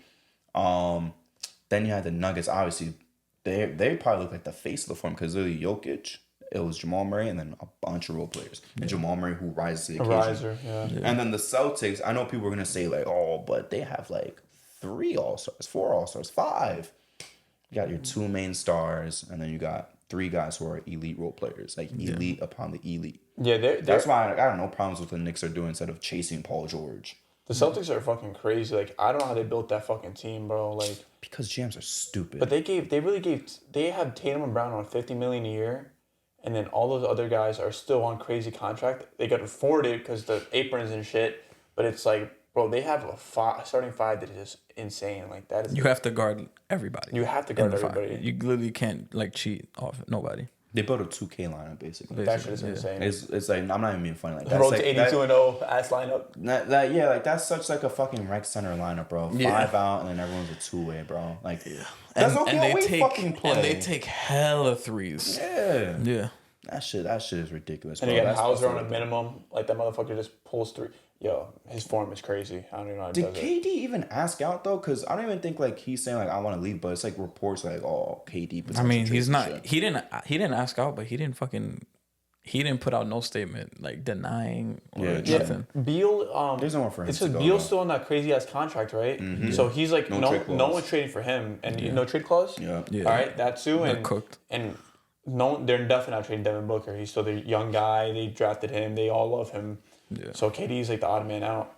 Yeah. It's so sad, bro. KD like the fall from grace after OKC. Like he was like so beloved by everybody. That's the spot they're saying too. They're saying go back home to OKC. OKC, they're chilling, bro. Man, it's like they're chilling, bro. Don't fuck up a good thing. OKC. They really just need like either a big to put next to Chet or like a backup big. Could you imagine though, bro? Shea and KD together with a budding Chet. That's kind of crazy. And obviously, we know all the role players around them. That'd be a sick fucking team. Yeah, they were saying that like at the end of last year. I remember, and I brought it up once. So I was like it feels like they're hinting at that shit. Like OKC going back for KD. Who the fuck are they trading for that? Like J-Dub probably. J-Dub picks. Jeez. I think Houston would take like literally like 5 first and like whatever. Yeah. Jalen Green or some shit. Or Thompson. Oh, you're talking about the Rockets? Yeah, the Rockets to give up. I thought about the Thunder still. No, because you said the Rockets do that, or the Rockets would have to give up 5 picks. That's what you said. Oh, both teams. You meant to say Thunder. They both have a bunch of. The Thunder still have a fuck ton of picks. Okay. Yeah, I feel like topic Rockets would be Topic to the Suns. Topic to the Suns. Topic and J-Dub and picks. Rockets would probably have to be like Thompson and Green and picks. This is low-key the Thunder's like best window to win a chip too. Like they're like one maybe rise away of them getting better, or like just one more like superstar player. They're like in a sweet spot because they're still young as fuck, but they're in the mix. And everyone's in that team. Those top 4 guys in the West, all top 4 teams are all like kind of on the same level to me. Like I don't think anyone is too much above the other. I mean, I'm talking Nuggets, T-Wolves, them, and who I mean, the Mavs are a good matchup for the Timberwolves. They fucking cooked them, but like maybe in a year from now, it won't be the case with those guys that they drafted. Yeah, but like I said, I feel like they're all on the same level, kind of. No, 100%, bro. Like, there's a lot of competition out west. Like we don't even know who's gonna come out the West at this point. We don't even know who's gonna be the 1 seed. Like it came to like the last week of who's gonna be the 1 seed out of those top 3. It's disgusting. I mean, bro, like they're making a big deal about Klay Thompson. I feel like the only big deal about Klay Thompson is he never got his bag really. Like he probably feels so betrayed by the Warriors. Like, and he wasn't here. He wasn't here last time. Let me ask you. I'm sorry to cut you off. If you are the third piece of a championship team, or a couple in this case, do you think a guy deserves to ride off into the sunset and stay with that one team the whole time? He was drafted by them. So that's what I'm saying. But you're the third cog to those championships, sometimes 4th. Do you deserve a ride to the sunset? Yeah, because their whole identity was Splash Bros, small ball. Like he was they were a. But you gotta pay him, by the way. You gotta pay him the money he wants. Is what I'm saying. That's the thing, bro. Like that's Does he deserve a ride to the sunset? Left? Yeah, that's what I'm saying. Because he didn't want to deal with that shit. Yeah, but that's exactly why I asked the question. But you have to pay what he wants. Do you deserve a ride off into the sunset with the money that you want so badly? Do you really deserve it when you're the third or fourth best piece for championship teams? And I'm gonna tell you why after you give your answer. What's the money we're talking? Whatever it is that he fucking wants. He wants like a 4-year deal, right? Yeah. With how much? Was it a 3-year? Oh, it might have been 3. Yeah, I'm bugging. All right, if it's like 3 years, $25 million, nah, bro, it's cooks. He's not taking that. Yeah. Orlando's like, we was only gonna give you 2, buddy.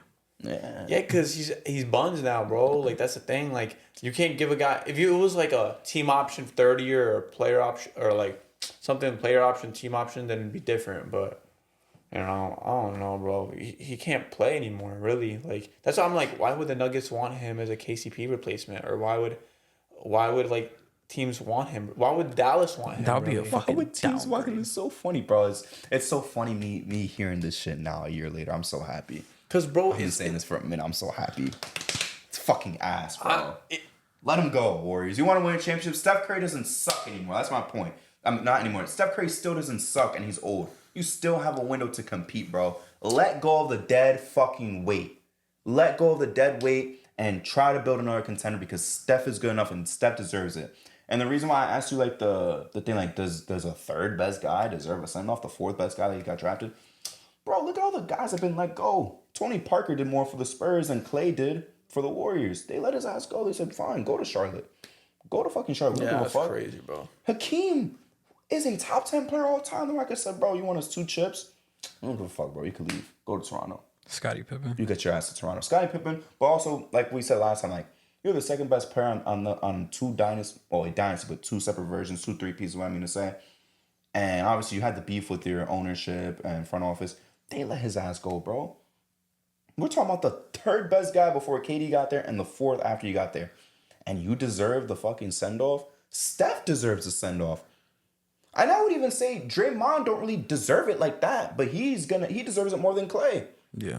It's like the real people who deserve send-offs are people like your Stephs, you feel me? Like a guy like Steph. Hakeem deserved that shit. Pippen deserved to, I said it last episode as well, he did retire a Bull, but entire career as a Bull. You feel me? Like it's only a certain sect of guys who deserve that type of shit. You feel me?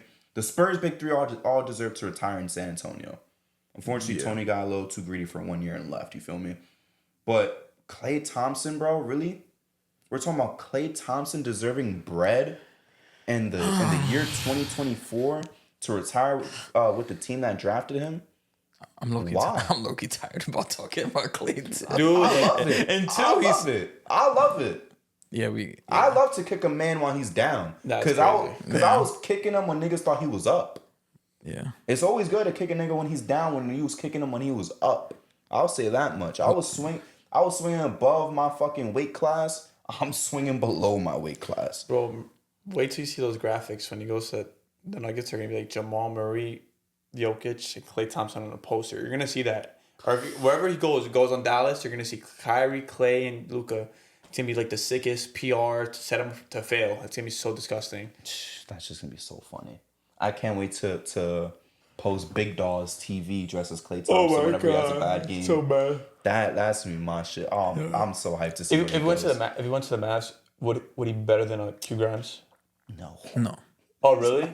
Defense ain't there no more. Jeez, bro.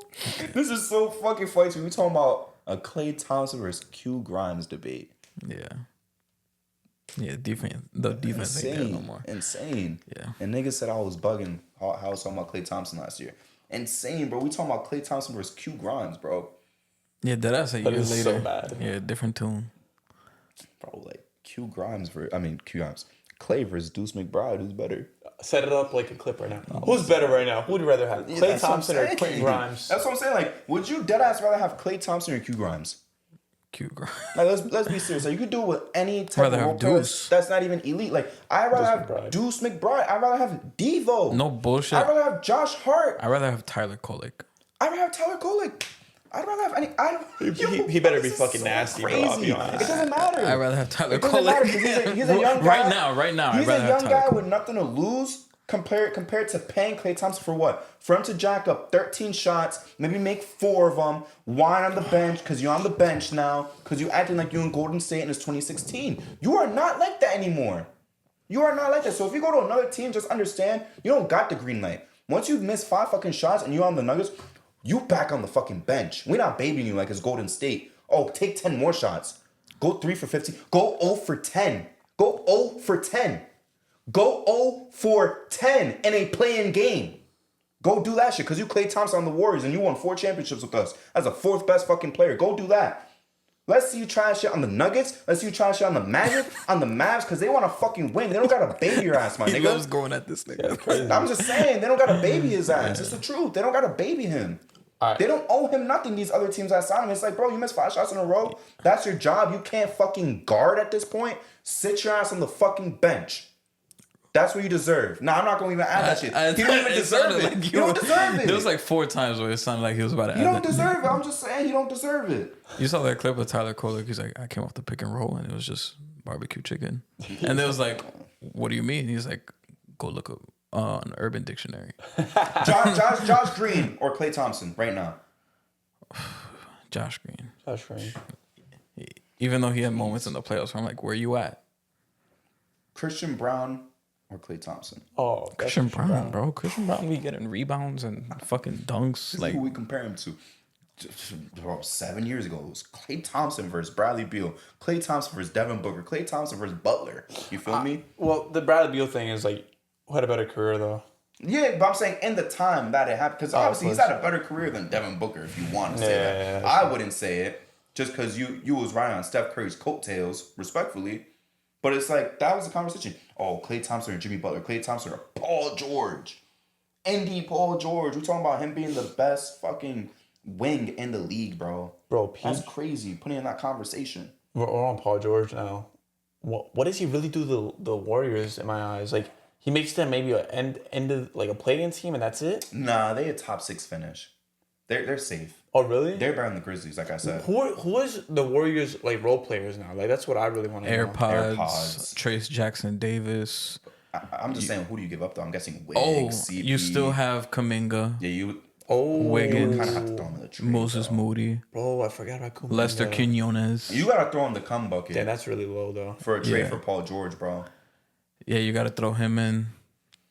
No, there's no fucking way I'm giving up Kuminga. I'm giving up fucking maybe like 2 draft choices and Wiggins, and that's it. Why would I take that though from the Clippers? Yeah. Because We still want to win, but we still want to win, and we're going to a brand new arena. We got Why to would I sell take tickets.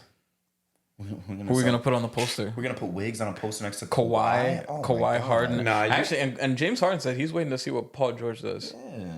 Yeah. Then if you're the Warriors, you need something else back from the Clippers because Wiggins and Kuminga is way more than you're not giving up draft choices that you're. Well, giving I'm not up saying that. Wiggins Sorry. and Kuminga. Well, you kind of would. You kinda have because of to. the price, but yeah, you got to give up them 2 and picks, bro. Because they I'm got to be, sorry. what, a sign and trade? I'm not even the Paul George guy either, but I'm sorry. Ain't no way if I'm the Clippers, you say Wiggins and picks. I'm like, not throwing the He's like, we're not putting cum that bucket, on bro. the poster. Like, Yeah, we're not putting Wiggins on a poster. Even then, it's kind of crazy putting Kuminga on a poster, but it's Yeah, like, why- that's better. at least Yeah, you could sell it better. He's a young guy. He's like yeah. the young Kawhi Leonard. Like some bullshit. You could make It's some like, bullshit up. This is Kawhi and the future version of him. Like, you Yeah. can do some bullshit like that. It's like Wiggins, like, wow. Dude, the Clippers are so washed, bro. It's so Yeah, they're sad. fucked. They're fucked. Hey, man. Jordan's so gassed, like hearing that. He's like, y'all said Yo, this. I am just saying, bro. Like I said, when I swing and I hit a homer, I'm gonna pimp that shit like crazy. When I strike out, I'm gonna take off my helmet calmly. I'm gonna go sit down like nothing happened. He said OG Anunoby was gonna be bad in the Knicks. You know that, right? No, wait a second. I didn't say he was gonna be bad. I was upset when we. No, I was upset because like, damn, that's our only offense besides Brunson and Randall is fucking quickly. But then, Devo did ascend, and I was wrong about that. Devo did ascend. Some other guys I ascended. was more sad RJ was gone. Bro, However, the shit that I swung on, that was a home run, was a 450 feet. The Paul George and Kawhi shit never winning a title, I was right about that shit. Niggas didn't even touch the finals. Chris Middleton in 2021 being a better playoff performer than Paul George, I hate on that shit. That was before he dropped 40 in the finals.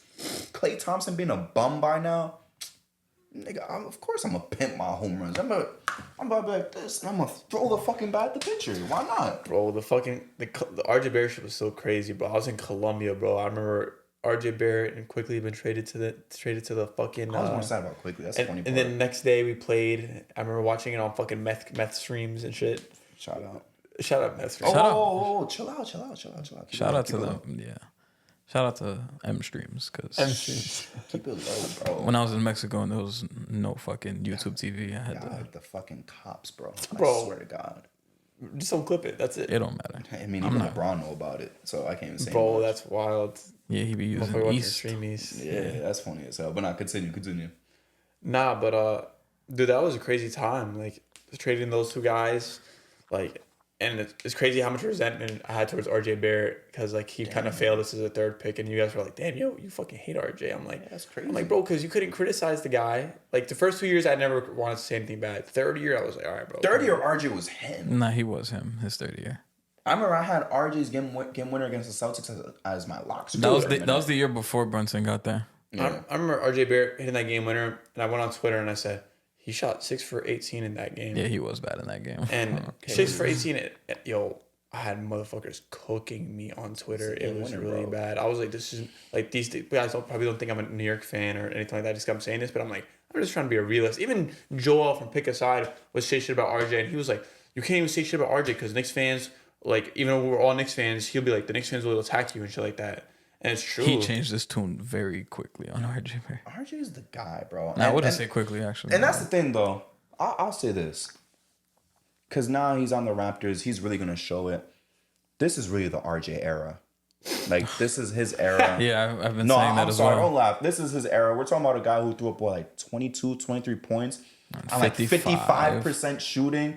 Efficient shooting from three. Like, he's now the guy. He's the fucking star of Toronto. I'm sorry. He's going to...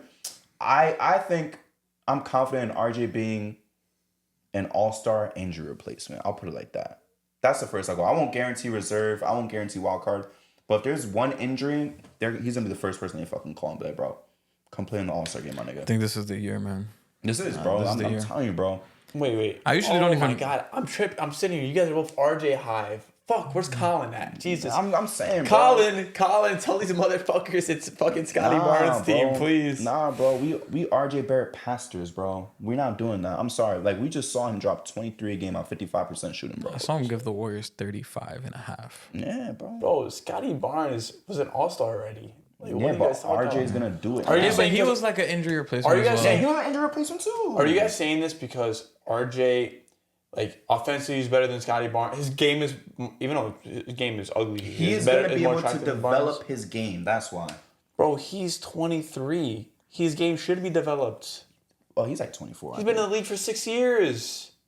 Bro, he's like 24, number one. Number two, he don't got to worry about being the second man to Randall or the third man to Randall and Brunson. You don't got to deal with the New York stereotype and criticism. You don't got to worry about playing with two other lefties. What the fuck does that mean? They're all going the fucking same way, my nigga. KD had 3 righties. That's different, though. Right-handed players is different. A lefty, like, you know this. Like, that's a novelty in the league. Like a lefty is a novelty in the league. When you have too many, obviously. It's like baseball, bro. Lefty's a novelty. When you have too many, all right, well, I'm going to throw a lefty starter at you. And then it's like, all right, now we're fucking cooked. You feel me? Too much is bad sometimes. But it's like, and we just saw it right now, bro. Him as the guy with some decent spacing around him, because sometimes he was playing with shitty spacing, or he had to stand in the fucking corner when we finally got spacing and be a 3-point shooter. He was able to play his game. He could go to the fucking basket whenever the fuck he wanted. He could take the shots that he wanted to take, the shots that he should have been taking, the ones he's comfortable taking, bro. And then we just saw it, 23 points, 55% shooting, bro. That's not elite shooting to an extent. And exactly, it was like 1 month. That was from January. That is elite, though. That's what I'm saying. Hell yeah. You saying that's not elite is my point. This is a sample size from January to the end of the season. Well, of course, yeah, he had missing time. What was the record, though? Hey man, I didn't say the Raptors were gonna go to the finals. The team was bad when he got there. Yeah. 2, Scotty missed some time. Quickly did miss some time. But that's not even the argument. Yeah, though. It's not the Raptors are gonna make the playoffs or make noise in the playoffs. It's that he's gonna be good enough to be. I'm not, like I said, not wild card, not reserve, definitely not starter. But if one guy gets hurt, he's the first guy they're going to pick up the phone, bro. But he's going to average 23, 24. Look at the Raptors. Look, their team is kind of stuck now, right? They gave Quickly, $30 million a year, 35. Basically? They gave RJ's already on like 20-something, and Scotty Barnes is on a max deal, right? Yeah, they got a bag. What is their next move? Like, they have almost no salary flexibility, maybe, or maybe space to sign 2 role players. But it's like, if they aren't like a 7th or a 6th seed by this season or whatever, then like, what could they even do to go next? I mean, with how bad the East is about to be, they could probably make the play. That's what we're having like the. But they'll be like earlier. A 10th, 9th seed, and not even deserved, because if they're in the West, they would be like they could teams. Be like the Hawks this year, be fucking 10 games under 500, and you'll make it. That's why I told you guys when the play-in first came out, and it sounded like I was hating. Like I'm sorry, bro. There needs to be a clause that's triggered.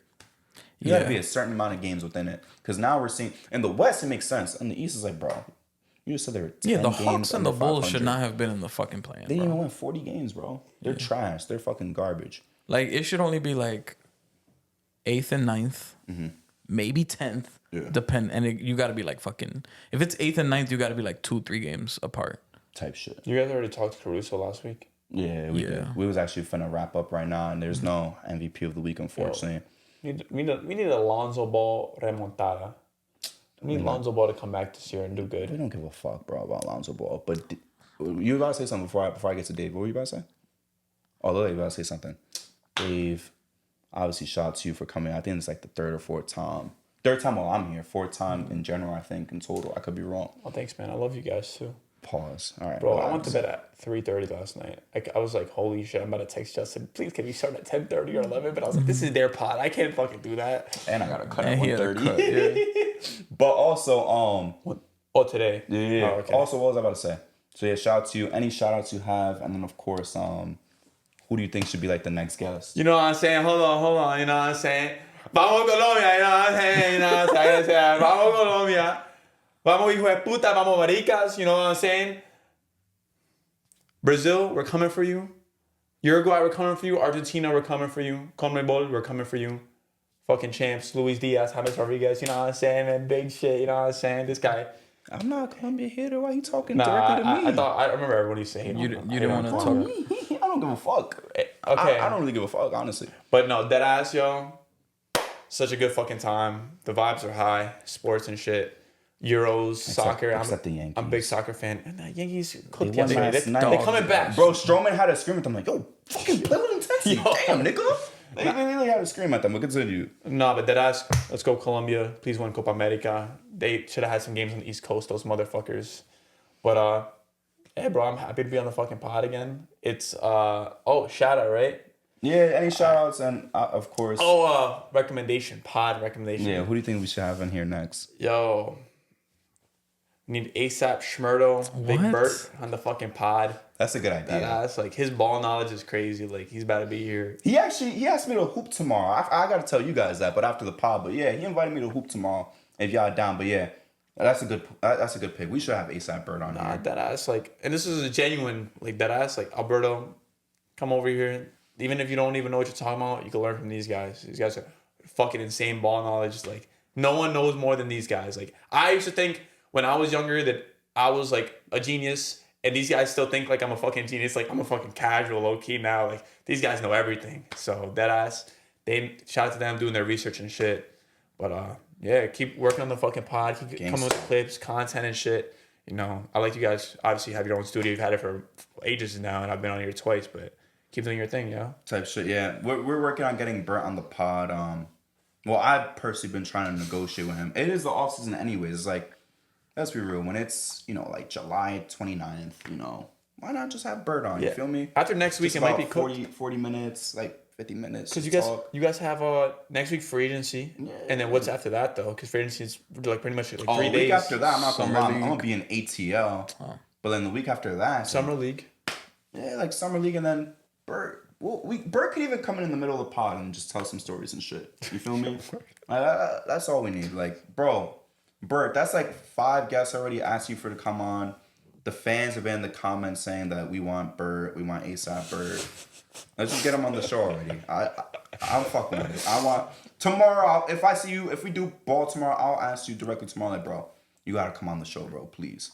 But no, yeah. Shout out to Dave for being on here.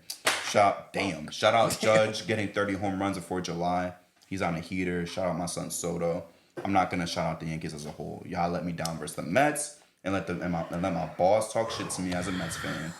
Y'all got cooked by the Red Sox. Y'all got cooked by the Dodgers. When I was there too, got cooked by the Dodgers. Who am I missing? Got cooked by the Orioles badly. Pick that shit up, nigga. And I might go see you guys versus the Red Sox, but you guys gotta prove yourselves versus the fucking Blue Jays. Justin, any shout outs, bro? Shout out Leon Rose. Yeah, shout out Leon Rose. Yeah. Professional thief. Yeah. Someone lock his ass up. He's a thief. Yeah. Major thief. No other shout outs? Type shit. Well, no. Shout out to Dave for coming on here, because every time Dave comes on here, it's a lit episode. Type shit. Low key glazing, but that's fine. But all right, guys, we'll see you guys next week. Yeah. Oh, shout out to Pops. shout out to my boy Jamar D. Pittman. Big shout out to you. But we're gonna see you guys next week. Hopefully we get some more movement in the league. Hopefully we get some more free agency shit going on. Yeah. And yeah, we're gonna see you guys next time. Peace.